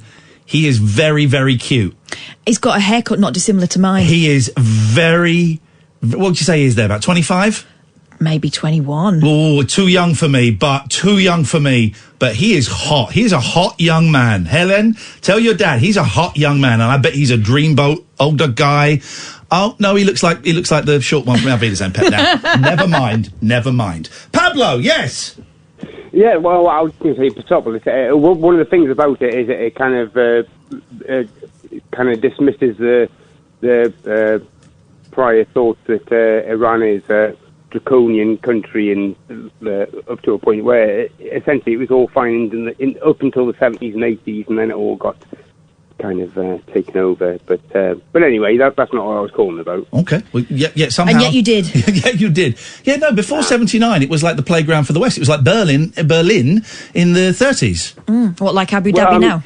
Yeah, well, the main character in the... You can't have got all of this just from a cartoon. Yeah, no, but it's her own personal journey from her own experience. But with respect, Pablo, every time you phone up and tell us a fact, a very quick Google tends to prove it's not. So... Oh, check it out. Well, no, I'm not going to. A bit busy. Okay. All right, no, fair enough. But what I was going to be calling about is I've managed to secure an interview with a certain paranormal expert, and I was just wondering if I could get a little bit of a tip or... David Babcock? Yeah, he's a knob, and he plays flight simulators, which makes him, in my mind, very, very suspicious. And I'm not allowed to say in what way, but I think you know what way. Oh, no, I'm familiar with him. He's got some sort of Henry Hoover obsession. But that's not the particular... Okay. Paranormal expert I'm talking about. I'm more speaking of the Baptiste variety. Oh God! Don't worry. I'll get him to cancel. I have no idea, Pablo. Go. Let's go to Tony. Good evening, Tony. Good evening, Mr. Lee. How are you? I'm feeling suspicious. I was very surprised tonight. I just got home from a wonderful evening out. Prove it. And I heard you and Katherine singing Pinball Wizard. Don't tell me you're involved in the Who in some way. I've just been to see Tommy, the live show, the album live in Dunstable. Oh, really? It was next to your favourite radio station in the Grove Theatre. Dunstable? The Tommy Who live album live in Dunstable? Dunstable, though. It was by a band called the Gold Hawks. They're wonderful, Ian. Absolutely wonderful. Wow, I don't know. I would be up. I mean, we're going to go. Katherine and I are off to see The Who in 2 months' time, April the 8th, I think it is. But no, I did not know anything about this. Now, can I tell you? Now, the other thing is, tonight I took my brother and his wife to see it as a treat. Yes. A treat. It's a very weird treat, a psychoanalytical study of child abuse. But okay, well, listen, 50 years ago, Ian, when I was 14, I come home from school and my brother said to me, "Get changed, you're going to see a concert tonight." He took me to see The Who in Dunstable. Wow, man And 50 alive. years to the year, I took him to see this show tonight, and it was absolutely wonderful. Wow, and of course, 50 years ago, 1970, they would have been, the first 40 minutes would have been the hits, and a young man ain't got nothing in the world these days, followed by the entire Tommy musical. Well, Young Man Blues, isn't it ironic that the young man now is more appetite to today, isn't it? With the young man's got nothing in the world, and the old man's got all the money. Yeah. Was Pete Townsend in the white jumpsuit then? I think it was before the white jumpsuit, and it was 1970 you're talking. You mate, yeah. And I've seen him at Charlton in 74. You were at the Charlton gig, my God! The first one, but tonight, this band tonight, if you ever hear the Goldhawks, they were magnificent. And they did the first half of the whole of Tommy for 1 hour. Yeah. Then they came back and did about 40 minutes. They did the full version of Won't Get Fooled Again. They did Who Are You? They did Baba O'Reilly. Who songs? They were superb. I was watching I got a great DVD. I bought a couple of DVDs the other day. It's Sex. I bought the Tommy double DVD, which is I'm going to enjoy, but it's a wonky film. And I also bought The Who live at Kilburn, 1977, and it's a really wonky concert. The Who are not great. And Townsend is furious, and halfway through it, it's being filmed, obviously, and halfway through it goes, "You might as well just stop the cameras. This is effing shit." And it's raggedy, but it's joyous because the fact they can't quite get it together, and it's an absolute joy. I love The Who. Tony. Now, you said you're going to see them. Is it stadium concerts they're doing this summer? I didn't realise. Arenas. They're doing arenas. I didn't want to see them at Wembley Stadium. They're playing Wembley Arena, and we've got not great tickets, but... Wembley Arena? The arena. Not great tickets in there, I'll be all right with. You know I've introduced The Who live on stage, right? I know you have, yeah. Tony, what I'm going to do... Are you near the radio? I am, yes. Put the phone down, right? Go on. Put the phone down and switch the radio on, because I'm going to talk to someone whose dad played on the Tommy soundtrack, all right? Right, thanks for that. Thank you, Tony. Bye, Thank you, Tony. I believe this is Helen. Hello, Helen. Hello. Am I saying your name right, Helen? Yes, Helen. Well, Helen. Helen. I'm saying that. No, you're saying Helen for some reason. I'm saying Helen. Helen. How would you say it, Helen? Helen. Like I said it. So, hang on a minute. Your dad is Graham Deacon. He's got a page on Wikipedia, so he's got a Wikipedia, yeah. He's legit. Tell me, this is the coolest thing ever, Helen. Tell me about it. I know, it sounds pretty cool. I'm really nervous. Oh. Why are you nervous? Your dad's a rock star. First of all, your dad was cute as a 22-year-old young man, all right? He was hot. The weirdest thing is that picture looks just like me. Uh-oh, hang on a second. Right, okay, well, back away. Well, if you look anything like your dad did as a young man... Good genes, man. You're a hot young man then, Helen. Thank you. Thanks. I get told that all the time. So, how did he end up playing with Eric Clapton on the Tommy soundtrack? So, I think he used to teach himself drums when he was about 11.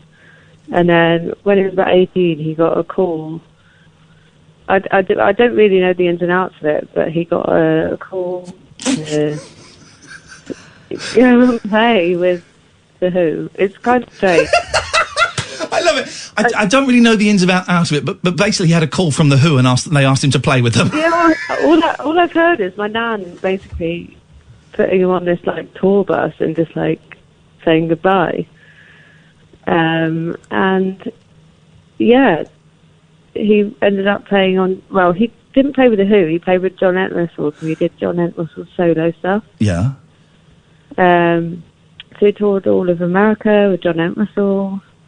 And I've heard some great stories about him and The Who in London, especially in a Greek restaurant where they basically ended up smashing the place up. Of course they did. It's the goddamn Who versus the Greeks. You know, is that can only end... That's double smashes. they started with the smashing of the plates, and then they basically, him and Keith Moon, I can't even remember, I can't even believe that him and Keith Moon were in the same room together. It's amazing. But they ended up, like, smashing the whole restaurant up. I love it. But also, it's like me saying, yeah, well, when my dad was 17, he joined the army, and then he kind of left when he was about 19, and he married my mum. But except you're saying The Who and Keith Moon and smashing things up, but you're very laid back about it. Well, I bet you've heard it a million times, haven't you, Helen? I have heard it a million times, but that's why I think, like, sometimes I don't know the ins and outs. Like, I don't know how it became. Like, I don't know how he got the job in the first place. Right. Like, whether he saw an advert in a paper or. I have basically got more, and this is the thing, right? And this isn't because I've got more information from Wikipedia about your dad than I've got from you. But I'm thinking, if I was asked about my dad as a young man, I don't know. Is your dad still playing the drums? Yeah, he's playing the drums, but I haven't spoken to him for about 10 years. So I don't really know what he's up to now, but. Oh, I'm sorry to hear that. No, it's okay. It's all good. May I ask, and you can tell me to jog on, may I ask why you don't, as someone who didn't speak to my dad for a long, long time, may I ask why? Well, my parents got divorced when I was about 9, and then he's also suffered with mental health issues, and so because of that, we've just kind of drifted apart, really. But I think a lot of it is drug-related of him. Right. Especially because of his rock and roll past. Yeah. That's no excuse for not being present, is it, though, as a dad, as I'm sure you know?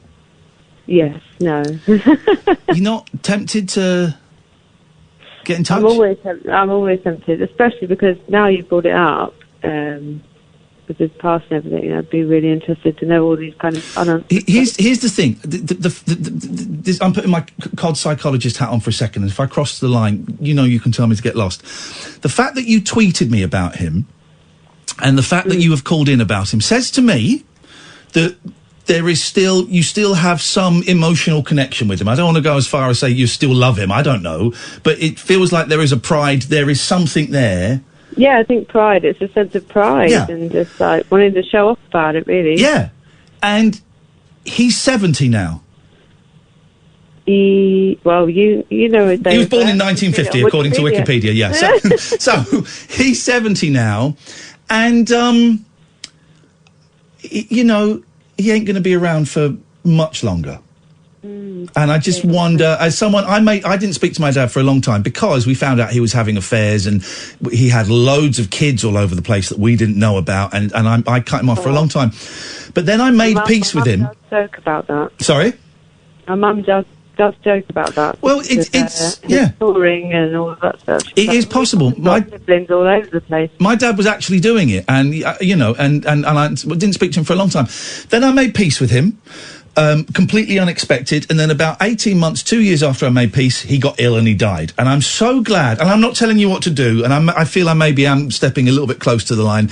I am so glad that I made peace with him and was able to pull him up on some of the stuff that he'd done. Not all of it, but some of it, and also I could apologise for some of the stuff that I'd done before he got ill and before he died. If I hadn't have done that before he died, I think I would be carrying around a lot of his shit forever. Yeah. If you know what I mean. I hope that's not stepping over the line or anything. I think you're totally bang on there. Totally. Have you got his number? Well, he doesn't have a mobile phone. Of course he doesn't. He's an old rock star. He's like an old rocker. He basically, I speak to him on weirdly on LinkedIn. Hang on. No one uses LinkedIn. Well, hang on. Oh. Her dad and Daltrey are on there. LinkedIn. Wow. You'll find him on LinkedIn. Okay. My suggestion. Get in touch with him. But I'm not telling you. I'm just putting that out there. And I know, I think that's going to just sit in your head for a little while. Yeah. definitely. Thank you, Helen. If you, I hope I've enlightened you a little bit. not in the slightest, no. You steered us towards Wikipedia, and that's always helpful. Thanks so much for getting in touch, and whatever you decide, I wish you the best of luck. All right, thank you so much. Thank you, Helen. What? That's how you say it? That's how you say it. Oh, God, Talk Radio. Late night, Iain Lee on Talk Radio.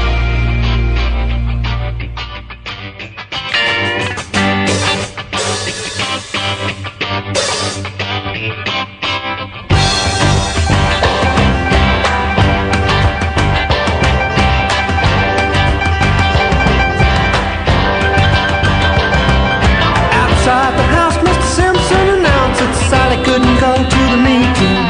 He went on cleaning his black Rolls Royce. She ran inside weeping.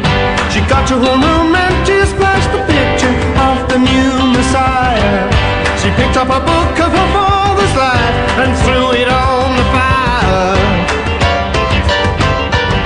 She knew from the start, deep down in her heart, she and Tommy were worlds apart. But her mother said, never mind, your part is to be what you be.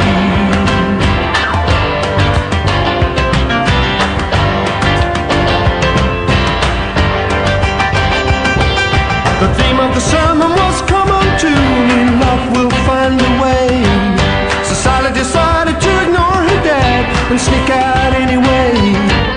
She spent all afternoon getting ready, decided she'd try to touch him. Maybe he'd see that she was free and talk to her this Sunday. She knew from the start, deep down in her heart, she and Tommy were worlds apart. But her mother said, never mind, your part is to be what you be.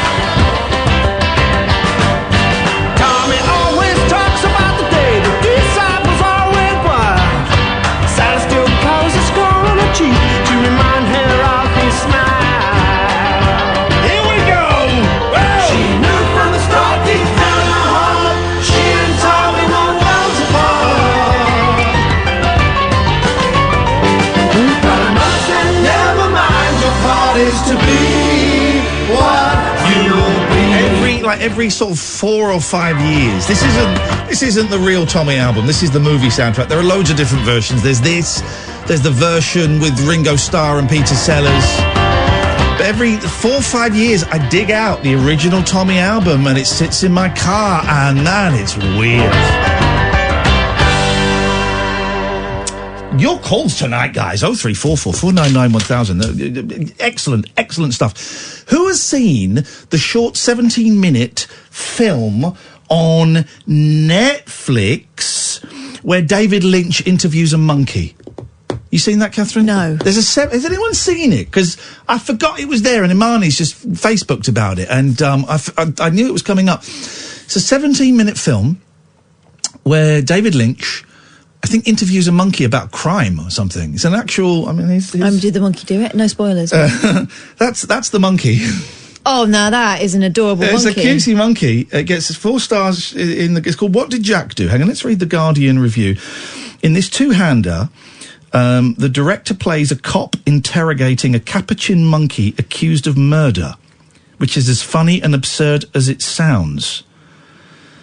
David Lynch has released a characteristically strange and funny 17-minute two-hander entitled What Did Jack Do? On Netflix. It's in black and white with cod scratches on the print, the result being something not merely ancient but unearthly looking, as if recovered from some cinematique archive on a distant planet. Lynch himself plays a cop in dark suit and tie, distractedly smoking a cigarette in what could be any modern era before the smoking ban.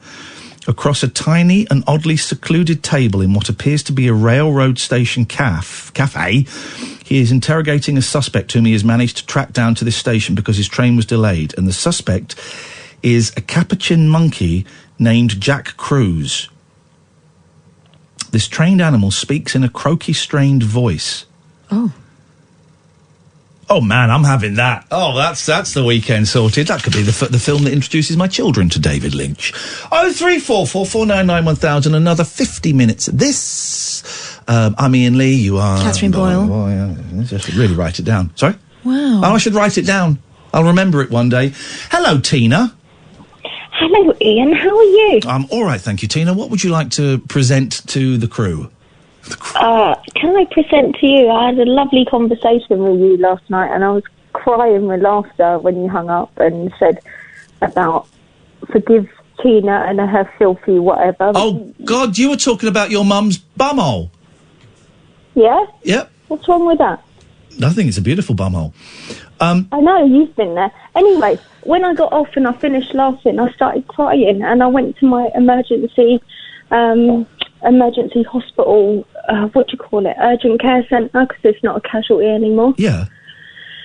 Oh, God, I haven't slept, mate. What's going on? Are you bonkers? I'm calling you at stupid o'clock. Exactly. So what, hang on, so this was all last night after you spoke to us? Yeah. Well, what's going on with you? Last time you said, am I drunk? No, I was on diazepam, because I've had some raw stuff. I've got a kidney infection. Right. Severe kidney infection. So I don't know if you've ever had one. No. It's excruciating, Ian. Right. Excruciating. Yeah, I bet. I was calling you to get some bare laughs, and I did. Thank you very much. That really helped. And then I was crying. Hang on, did the laughs make the kidney work? Is she phoning up to sue me, Catherine? Is this a suing?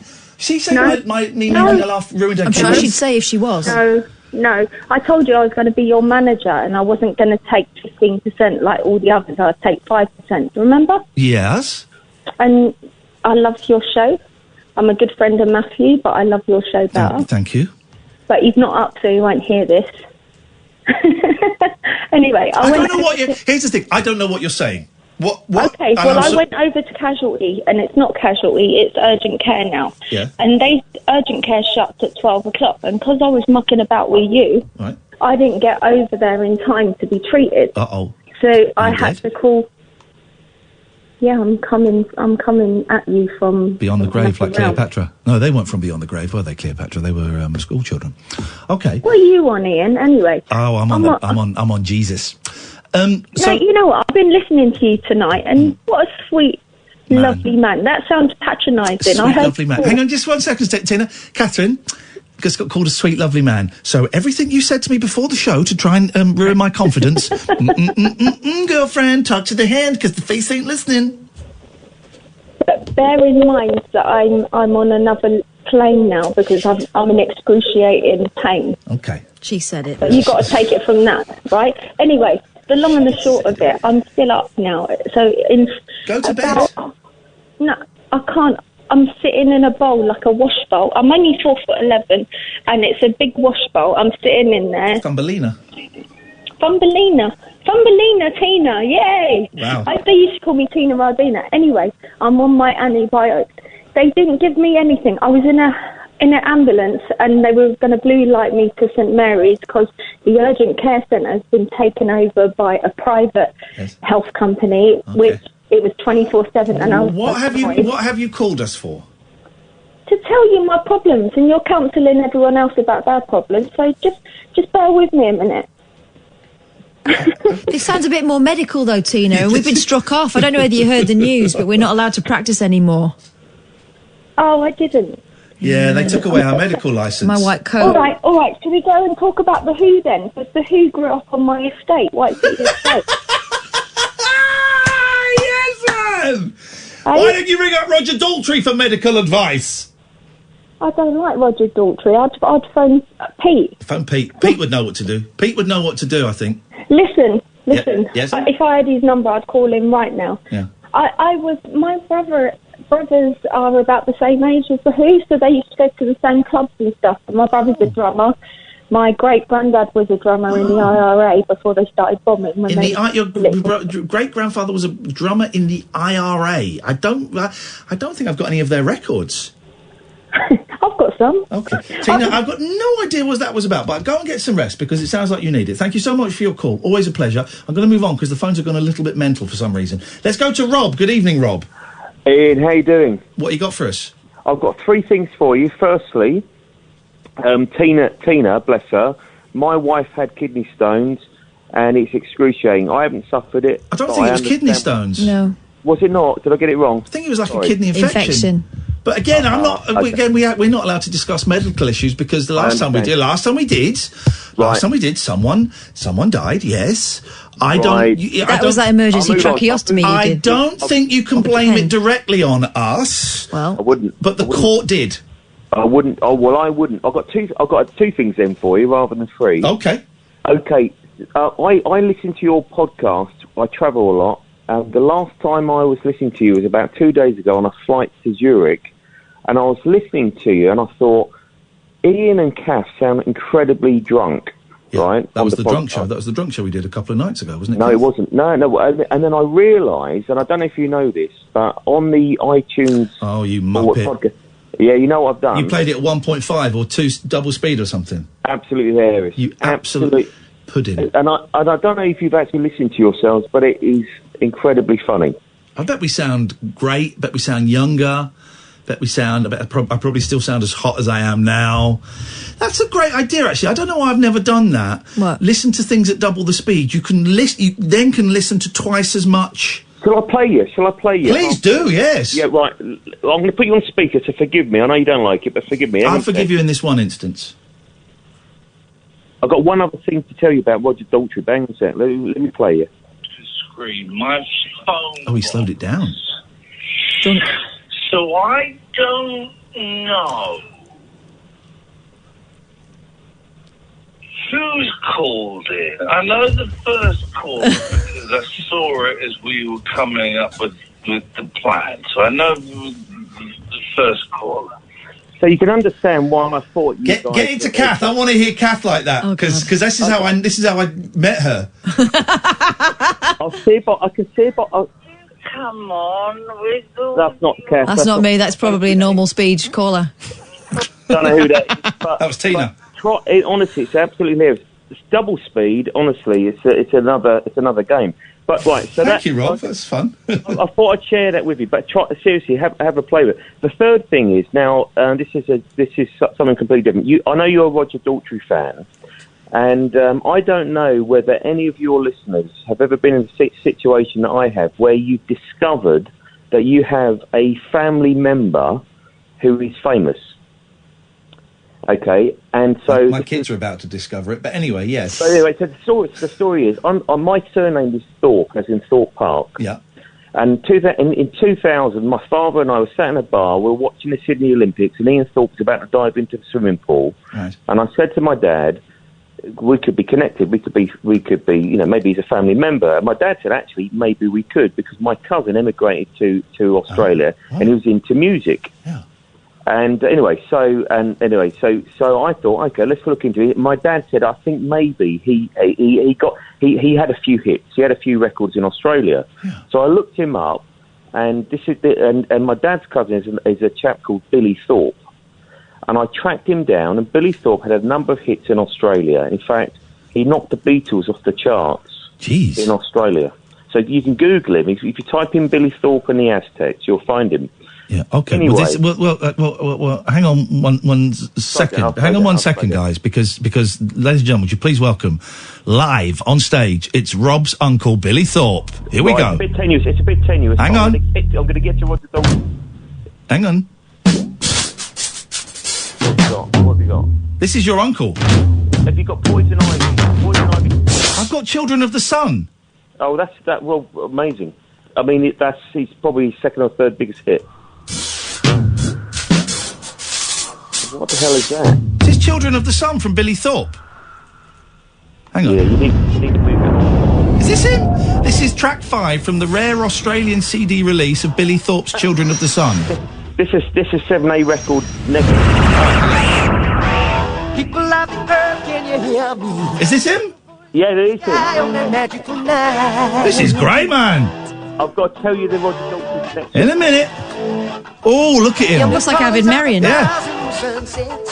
They travel to the world on a silvery line. This is great, man. Yeah, I'm glad you're loving it. Yes. You wait till I want to tell you next. The people of the earth stood waiting, watching as the ships came one by. He's done a concept album called Children of the Sun. I like your Uncle Billy. Right. How does this link up to Daltrey? So the story is, I'm sat in a pub with my dad. He said my cousin went to Australia, had a few hits.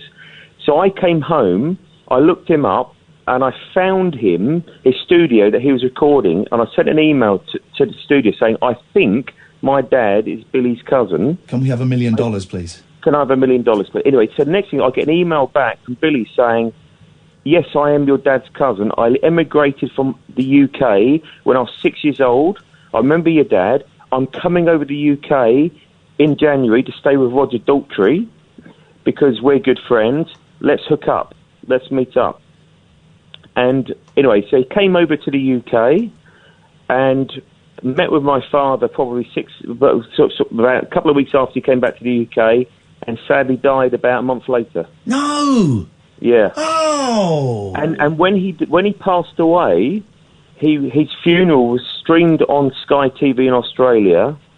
Olivia Newton-John came out. Olivia Newton-John, did you just say? John, yeah. You just said Olivia Newton-John. I've been travelling. It's late. Yeah. Brian Brown and various other secondary sort of C-list Australian celebrities came out. But so the point, here's the sort of here's point I'm making, which is, I don't know how many of your listeners have got or ever experienced a famous family member they didn't know for a very strange and odd conversation with a family member. Okay, we will put it... Tenuous. Rob, I love it, mate. Tonight's show is... Thank you for that, genuinely. Tonight's show has been sponsored by The Who. We've got Josephine and we've got Tommy on the line. It's all taking shape. We didn't do that break, did we? No, it's now. Late night, Iain Lee on Talk Radio. Okay, well, do you know what? I don't think we're going to do the Periscope Love Bomb tonight. We've had quite a lot of love anyway. We have. This has been wonderful. This has been one of my favourite shows. The calls we've had tonight, you'd hope to get one or two calls like that a week, right? We've had a whole show of it. It's been incredible. 0344 499 1000. Don't let that put you off thinking you have to live up to those incredibly high standards or have a story about The Who. But let's go to Josephine. Good evening, Josephine. Hi, Hi, Ian. Hello, Josephine. I just want to go back. Hello, can you hear me? Yeah, you're not on speakerphone, are you? I was, because I was waiting to go on to you. Okay, well, you're on to us now, so I'm let's off it come... now. Beautiful, thank you. Hi, Ian. Basically, I want to talk about mental health, because in the last month I've had really bad experience with the mental health team in London. Go on. Tower Hamlets. I tried committing suicide a few weeks back, and they made me believe they were going to give me help. They put me into a hospital, medicated me for 7 days, and then released me with no medication, nothing. Told my doctors that they didn't prescribe me anything. Made up a load of stuff because my boyfriend Martin. All right, let's not have any more names, if that's all right, please. Just because people aren't here and it gets a bit tricky. It's all right, don't worry. Yeah, he called up and was telling them, like, you know, what are you going to do to help her and stuff. Yeah. And yeah, they just blatantly lied and. Okay. Well, okay. I have to say now, because you've named the health authority, that they aren't here to defend themselves, and I suspect they would put forward a different case. But so how are you? Here's the thing: we all know that there ain't enough money for this kind of stuff, and that people are dying needlessly all around the country. I'm, not talking specifically about that one place now. All around the country, because there ain't enough money for that kind of stuff. How are you right this second? At the moment, I'm not being medicated properly. I end up going back a week later. Yeah. So they had to eat their words, as a matter of fact. Right, but I'm going to ask you this question again. This is a really important question. How are you right now? At the moment, I feel okay. Yeah. I do go up and down. Yeah. I'm not going to lie, but yeah, I'm struggling, you know. Yeah, I can and hear that. I've asked for help, and I feel like they're kicking me down. What help would you like from them?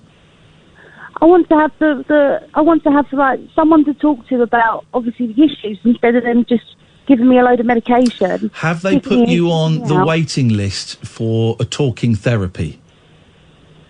I've been on a waiting list for it for the last 6 months. Yeah, the waiting list is long. 6 months seems especially long, but the waiting list is long, and then you only get, I think, between 8 and 12 weeks anyway, don't you? Yeah. And that's standard across the country. You don't get, unfortunately, any more than that, which is I think is wrong, but that's the way it is. Yeah. Yeah. So, they've mistreated me so bad. Well, other patients who I can't name, obviously. No, okay, that would happily say it themselves. They've all needed help, and they've just been booted out of this hospital. They're medicating you, seeing that you're okay on the medication, and then just leaving you, not giving you a plan, nothing. Okay. Well, Well, if they've let you down as badly as you say they have, what can you do to put in place a plan yourself? Well, I've gone to my doctors. I've asked them to refer me to places. Yeah. I've got a load of leaflets on places that I can go with people with mental health. And have you spoken to those places? Yes, I have. Yes, and what have they? And we'll be starting groups there soon. Beautiful. Okay, so it's not completely hopeless. I'm calling you a hopeless case, but it's not completely hopeless. You've managed to find a couple of groups that you can go. Yeah, there's about 7-8 groups that I called up, and 2 of them have responded to me. Beautiful. And I'm saying, because otherwise they have to be. I've done a self-referral where other ones have to be referred. Yeah. And my doctor is going to help me be referred to the other ones on Friday. Good. Okay. So that's something. That's not the ideal situation, but that is something. Yeah. And it sounds like you've got a very good partner who. I thought you were going to say something rude about him, so we can talk about Martin now, because I thought you were going to say something else. It sounds like you've got a very good... Martin's really good. Yeah, it sounds like you've got a good partner who's on your side. Yeah. So I'm guessing that must be helpful for you. It can be, but it also can get frustrating where I'm not well, where my medication's not done properly. He takes a hell of a lot off of me, considering, and anyone else would have told me to F off, you know what I mean? Yeah, oh, yes, I know what the F stands for, yes. I know exactly what the F stands for. Have you ever tried speaking to the Samaritans? Well, actually, I actually went on Periscope and I found a helpful load of people on there. Beautiful. And a lady there worked for Crisis. She worked for Crisis in America, but she gave me a number for Crisis in London, and I've been doing that. If you get phone numbers like that, use them. That's the thing I've learned is. It's great having all these phone numbers and all these leaflets and stuff, but you need to do what it sounds like you've been doing, and you need to phone them, and you need to. Again, unfortunately, a lot of it comes down to money, and a lot of these charities and these, official bodies, they haven't got the money, and that's awful. That's an awful state of affairs. Go on, Kath. Tell you what else it comes down to: determination. And some people who are so ill haven't got the fight in them that you've got. So well done for. I didn't have the fight, to be honest. It's only because I've got Martin on my side. Well, that's brilliant. It's helped me. Yeah. He's helped me come out of my dark times, and he kicks me up the bum really and says, "Come on, you've got to do this. You've got to do it, Joe. Come on, get yourself up and go do it." And he does help me, and even though he can't be with me all the time, he still makes sure he calls me and stuff to make sure I'm fine. He sounds like an absolute treasure. I call him at stupid o'clock as well. Yeah. So he'll tell you that himself. Hang in there, Joe. I hope that doesn't sound patronising, but sometimes that's all we can do when we're feeling particularly rough. You sound like a good person, and I've got my fingers crossed for you that it all works out. Thank you. Thank you, Joe. Take care. I really appreciate that. Let's go to Tommy. Hey, Tommy. Hey, guys. Good morning, Kat. Good morning, Ian. Hey, Tommy. Welcome to the show. What can we do for you? I was going to phone up and be a bit goofy and say stupid stuff that probably can't, but after Josephine's call, I think just to let Josephine know that everybody is here for her, and you guys are there for her. She wants to phone up any time, The late night alternative. Who is this guy telling people to keep phoning? Who is this joker? How dare you, Tommy, tell people they can phone my show whenever they want? How dare you? Everybody call. Everybody call, not everybody. God, no, we couldn't handle it. No, we're always happy to. You're right. We're always happy to talk to people like Joe and stuff like that. And yeah. It's how we've had a good. What's been interesting? We've had. I was going to say a couple. We've had more than a couple of calls tonight, where people are struggling in all different kinds of ways. And there's not actually anything me and Catherine can say or do. Sometimes, someone phones up and says, "I haven't eaten for a week. I'm hungry." Oh, that's fine. All right. Well, we'll buy you a pizza or we'll buy you a Tesco shop. That's an easy thing. That's an obvious, easy thing we can do. Or someone's, struggling with booze. Okay. Well, I can tell you what I did. That's an easy thing. Or someone is feeling very low. Well, okay. Well, we can talk. Blah, blah, blah. But there've been several calls tonight. James been one of them, and the few calls where actually. There's nothing we can say. There's nothing we can say that will make things better. All we can say is, I understand. Yeah. That's it. I understand. Do you know what I mean, Catherine? Yeah, absolutely. And sometimes saying it out loud to someone just relieves a little bit of the pressure, so it gives you a bit more strength to carry on the next day. But I'm always really humbled by the fact that people trust us to that level where they can come on and tell us that stuff, knowing that there's not an awful lot we can do about it, but just listen. You could still do your silly stuff if you want, Tom. We'd love that. Go on. Go on. No, it's good. I mean, you've helped me plenty of times, after my wife passed away and drink problems I've got, on the nights that I can try and stay sober, I come and listen to you guys, so that's good. Nice one, but my favourite actor of all time is Oliver Reed. Oh, God. Great actor. Yeah. Is going to still do a song tonight? Do you want me to do... You want me to do what? You want to do a song or you want me to do a song? No, you and Kat do... From Tommy, do you think he's all right? Oh my God, I don't even know it. Let me play. Oliver Reed is in Tommy. Yeah. And is that what he sings? Do you think he's all right? Yeah, he sings. Do you think he's all right? No, that's not. All right. Totally out of key, but he's fantastic. No, that's not what he sings. Is it Oliver Reed? Tommy. No. He sings, and by the way, Anne Margaret is just in this movie, and it's just a joy. No, he sings. Hang on, stay there. He sings Christmas, I think. Here we go.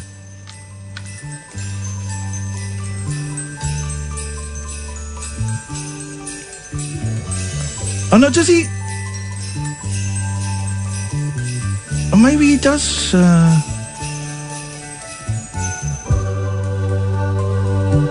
Oh, hang on a minute. Maybe he does sing Do You Think He's All Right? Does he?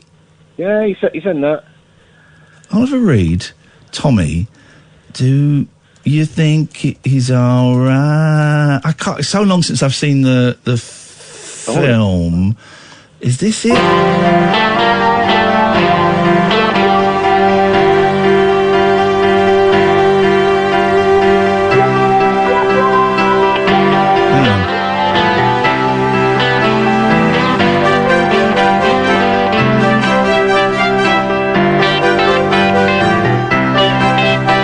Apologies for the synthesizers here.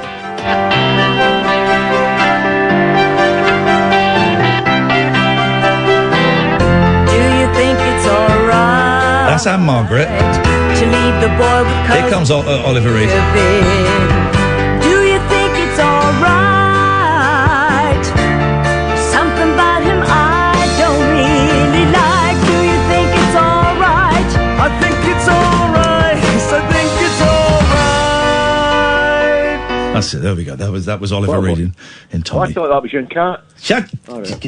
Joker, flipping Joker. Cut that idiot off. The best song in the whole Tommy movie. Sorry, we're doing. Pinball bonanza, deaf, dumb, blind, This is the best song in the movie. It's not on the original album. This is great. extra, extra. Pinball bonanza, deaf, dumb, blind, kid makes the big game. Saturday final, faces the champ. Extra, extra. Pinball, big time, million in hand. You can rule the world from beyond in the bay. Champagne flowing, you're a popular man. Pinball, let's play. Tommy keeps a winning, he's a millionaire. Mama's got a brand new Cadillac. Howdy to the show, we're nearly on the air. Extra, extra. Pete Townshend's younger brother Simon. Right. That's enough of Tommy the movie. Jesus. This is. I wonder how we have put on a lot of listeners in the last 6 months.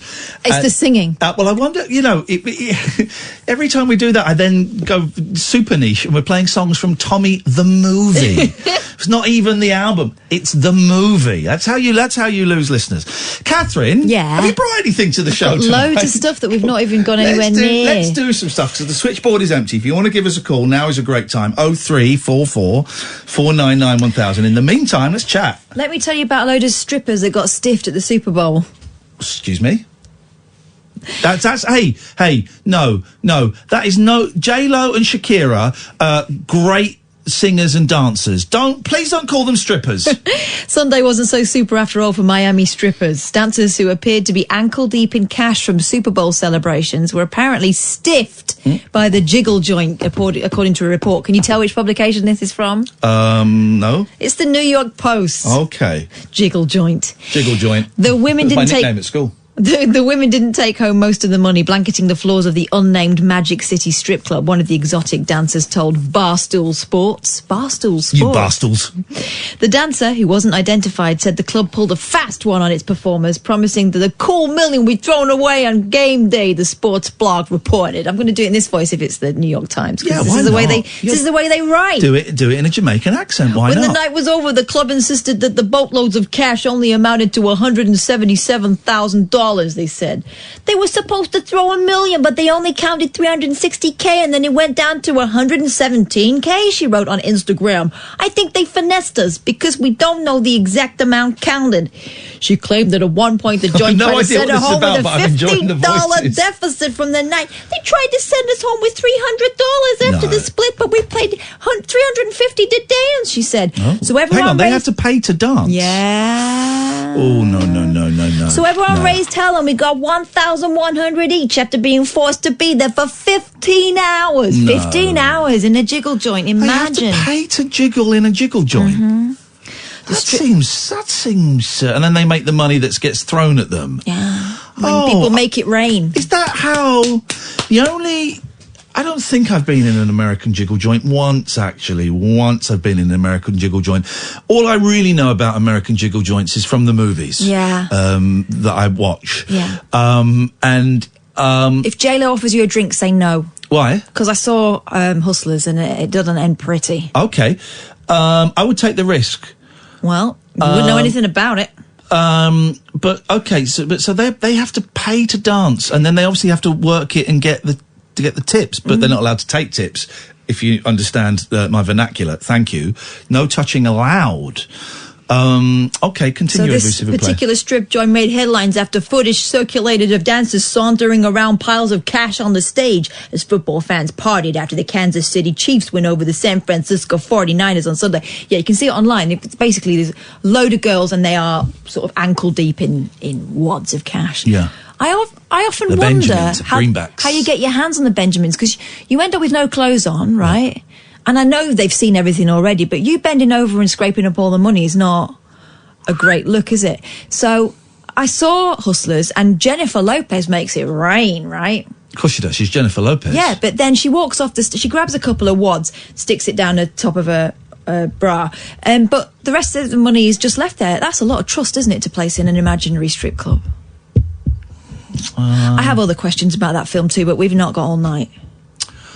I think I've told you this before. When I was 16, me and my friends went to see a live sex show. No, you haven't told me this Have story. I not told you this? I think I have. 16 or maybe 17, we went to London in Soho. Now, Soho is all, what do they call it now? Gentrified. But you used to get the peep shows in the little alleyways in Soho. You have a sign saying peep show. And I mean, if I'm honest, I've been in there a couple of times. They're horrible. You put in £1, you get a bored girl for 20 seconds and it shuts, and no one's a winner in that. It's not something I'm proud of. But 16 or 17, me and 3 friends were going to Soho, and it was live sex show, like £2 each or £5 each or something. Oh yeah, you have told me this story. So we paid up our money. It's like a sexy lady on the door, and we paid up our money, and we went downstairs, and we were terrified, right? Went downstairs to this tiny room, and there's like a bed, and there's like sort of couches, and there's a bar. And we sat down, and the lady said, right, well, the show's going to start in about 20 minutes. Can I get you guys a drink?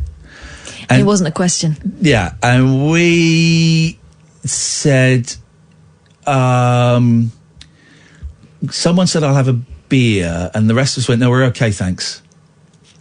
She went, okay, well, would you like to buy... And she brought a beer, and it was like a tenner. It's like in 1990.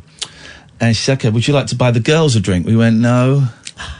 She went, no, I don't think you understand. Would you like to buy the girls a glass of champagne?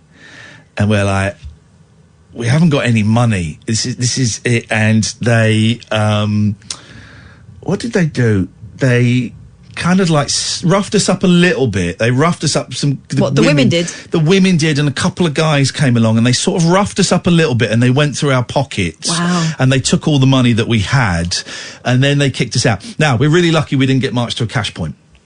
Although we wouldn't have had any money. Here's the thing. 2 weeks later, and we came out going, oh, geez, that was the most terrifying thing in my life. My God, and we'd given all our money away, and I mean, a few quid. Well, 2 weeks later, I'm back there on my own. And this is the insanity of addiction and stuff. And I thought, well, maybe it'll be different this time. And I went to exactly the same one. I paid the £5 in. I remember and I went and sat down, and then the same thing happened. And I said, I haven't got any money. And she went, yes, you have. Yes, you have. Stand up. What have you got? And she's frisking me, and I'm really terrified. There are other people there at this point, or no? There were like a couple of other guys. Yeah, there were. And I remember, because I had to empty my pockets, and I remember because at the time I was really embarrassed because I had a Boots own brand Walkman. It was cheap. I had one of them. And mine was white, and it was covered in black fingerprints. I used to do it, and I did the free papers. And I was really embarrassed by that. And they took everything out, and I said, oh God, I need that money to get home. And they said, we don't care. And they took it out, and it got a bit rough, and they were going to march me to a cash point. And I think I may have even started crying. Oh, wow. I think I started crying. I don't blame you. How old are you at this point? 16 or 17. Yeah. No older than 17. I think I started crying, and they said, oh, just F off and don't come back. Wow. And I got kicked out. But the insanity of going back 2 weeks later and expecting a different result. It was on your own as well. I mean, I was terrifying. They probably were slightly, I don't know, more careful with you because there was 3 of you. Yeah. One of you. Yeah, no threat at all. It was horrible. Anyway, that's when I went to see a live sex show twice in London as a child. And didn't see any live sex. Didn't see. I saw some. I saw some. Well-rounded ladies in basques. They were walking around in basques. So it wasn't completely a You got your wasted. fiver's worth. Got my fiver's worth, totally. 0344 499 1000. The late night alternative. 10 more minutes before Daryl comes in. This is Talk Radio. Late night, Iain Lee on Talk Radio. 0344 499 1000 is the telephone number if you want to give us a call to... Sorry, you going to say something? Yeah. Go on. Right, here's another thing. Yeah. That's the second book we're doing, by the way. Yeah, here's another thing. Liza Minnelli Yes. is not going to watch Judy. Oh, the film about her mum? Yeah. I'm not surprised, but apparently this is news, right? Liza No, Minnelli... I tell you what is news is that Matthew Perry is the last member of Friends to get an Instagram account. And he's put nothing on there. That's news. Apart from a picture of himself Flippin' smiling. heck. That was in the news bulletin. And I'm not allowed to criticise this station anymore, but jeez. I mean, yeah. Anyway, so Liza Minnelli has zero interest in seeing... Right, why is this a surprise? Her mum had the most tragic end. And Liza's had a fair share of troubles herself. Yeah. Of course she's not going to watch that film. Yeah. Liza Minnelli has zero interest in seeing Judy, the Renee Zellweger starring biopic about her late mother, legend Judy Garland. The 73-year-old actress not only said she has no plans to screen the flick, but she tossed a dollop of shade at Zellweger, saying, "I hope she had a good time making it," according to a new interview with Variety's Well, hang on, Mark how is that Malkin. dollop of shade? It depends how you say it. Well, exactly. I hope well, I'm not going to watch it, but I hope she had a good time making it. I hope she had a good time making it. Mm. I mean... It's not the first time Minnelli, a Best Actress Oscar winner from the 1972 film Cabaret, in case you didn't know who Liza Minnelli was, for God's sake, threw cold water on That's the movie. Liza with a Z! Which focused on a turbulent time in Garland's life, including a rocky string of shows at a London nightclub in 1969. In 2018, she responded to rumours of her involvement in the project with a Mariah Carey-worthy "I don't know her" post on Facebook, saying she'd never met nor spoken to Zellweger. Again, we may be reading a bit much into a 70-odd-year-old woman going, "I have no idea what this is." It's like when you see a headline, Philip Schofield snubs guest on all it is he just turned to look over his shoulder and it, you know. Or there'll be something about Loose Women that they've had a massive bust up and you watch it and you go, "Oh, right, they were doing a thing." Yeah. They were doing a thing. "I do not approve nor sanction the upcoming film about Judy Garland in any way," wrote Minnelli, whose father was the director is it Vincent or Vincente Minnelli? I guess it would be Vincent. Vincenti. Is there an I at the end? No, E. Was Vincenti? Yeah, but did they call him Vincent? It's like Helen. But didn't they call him Vincent? That's Minnelli. That's irrelevant. Irrelevante. Minnelli isn't the only family member vowing to avoid Judy. Lorna Luft, Garland's 67-year-old daughter with ex-husband Sidney Luft, said she wouldn't see it, saying she's really protective of her mother's legacy and career. I feel that if I saw it, I think the Minnellis are wrong. I think I saw it and I was really struck by it, but I did not know Judy Garland and she was not my mother. The Garlands and the Minnellis and the Vincencis are wrong to not watch this movie. For me, it's a masterpiece. I give it 5 out of 5. Great set pieces, superb casting, wonderful musical numbers. If you don't miss this, if you don't watch this, then you're a loser. So I'm throwing shade at Liza with a Z. With a Z, excuse me. A Z. I like Liza with a Z. I like her. Anyway, so that's the end of that story. Bereaved family doesn't want to see film supposing things about their mother. Let's do this. What are we doing? We're going in with style. We're going in with style. It's going to have a little bit of what I like to call the old S-T-Y-L-E.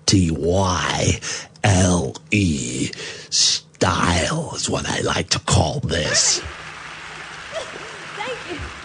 Thank you. Thank you very much. You're really terrific. And seeing how you are, can I tell you something? It's an unusual look. White suit. Is this Liza?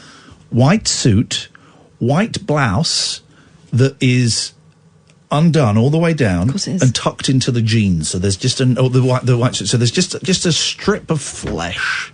Oh, but this was her most... Oh, she's great. Doe-eyed. I've seen her live in concert. We left in the interval. Oh, why? Don't know why. Because you were silly sods. We spent like the tickets were like 350 quid each.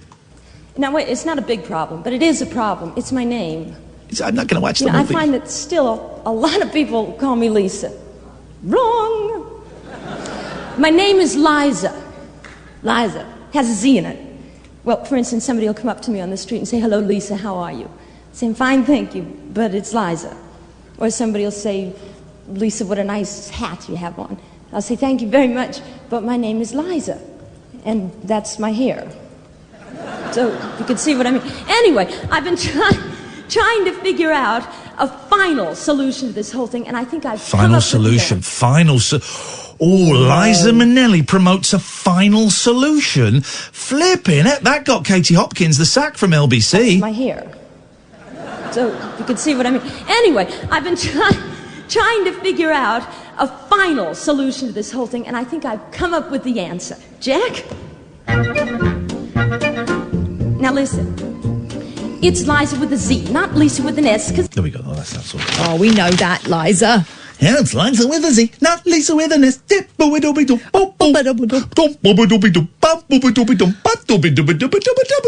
I know it's a niche impression these days, but I think if I work on it hard enough, I could get a Liza Minnelli quite good. Oh. We'll do it then. I was doing the beat, so you Oh, could... no, but I need to work on it. Go on then. Let's workshop it now. She's kind of got a little giggle in her voice, hasn't she? She's like a So, yeah, I think probably need to do a little bit Yeah, more. yeah. Yes, Simon? Now, that's what you call a radio show. We haven't actually... If you're phoning up to do the final line, we haven't actually finished. Very professional. Well, that's a lie. Sending out good karma. That's true. Making everybody feel good. Yes. You've made me feel good tonight, and I thank you for that. Simon? Okay. Tell your voice and tell your face. It's gone. Okay. And then you hung up. In a cheerful, jaunty manner. He stole the vibe from the show in the dying minutes of the Liza show. Thank you, Simon. Thank you for your kind words. Although that whole professional thing is dangerous. So we'll have none of that. Don't spread that rumour, whatever you do. A Newcastle United supporter got his tackle out to celebrate a goal. This is like old news. Yeah. We did this. This is why radio is better than... We saw that print baboon media. display from the terraces. The member of the... Tsunami, mate. Oh, we're going to do the voice. I'm doing the voice, mate. Bizarrely flashed his willy when Alan St. Maximin scored. He didn't flash it. He waved it about. A flash is a momentary peak. This was an absolute waggle. Kath is an expert at willies. Oh, yeah.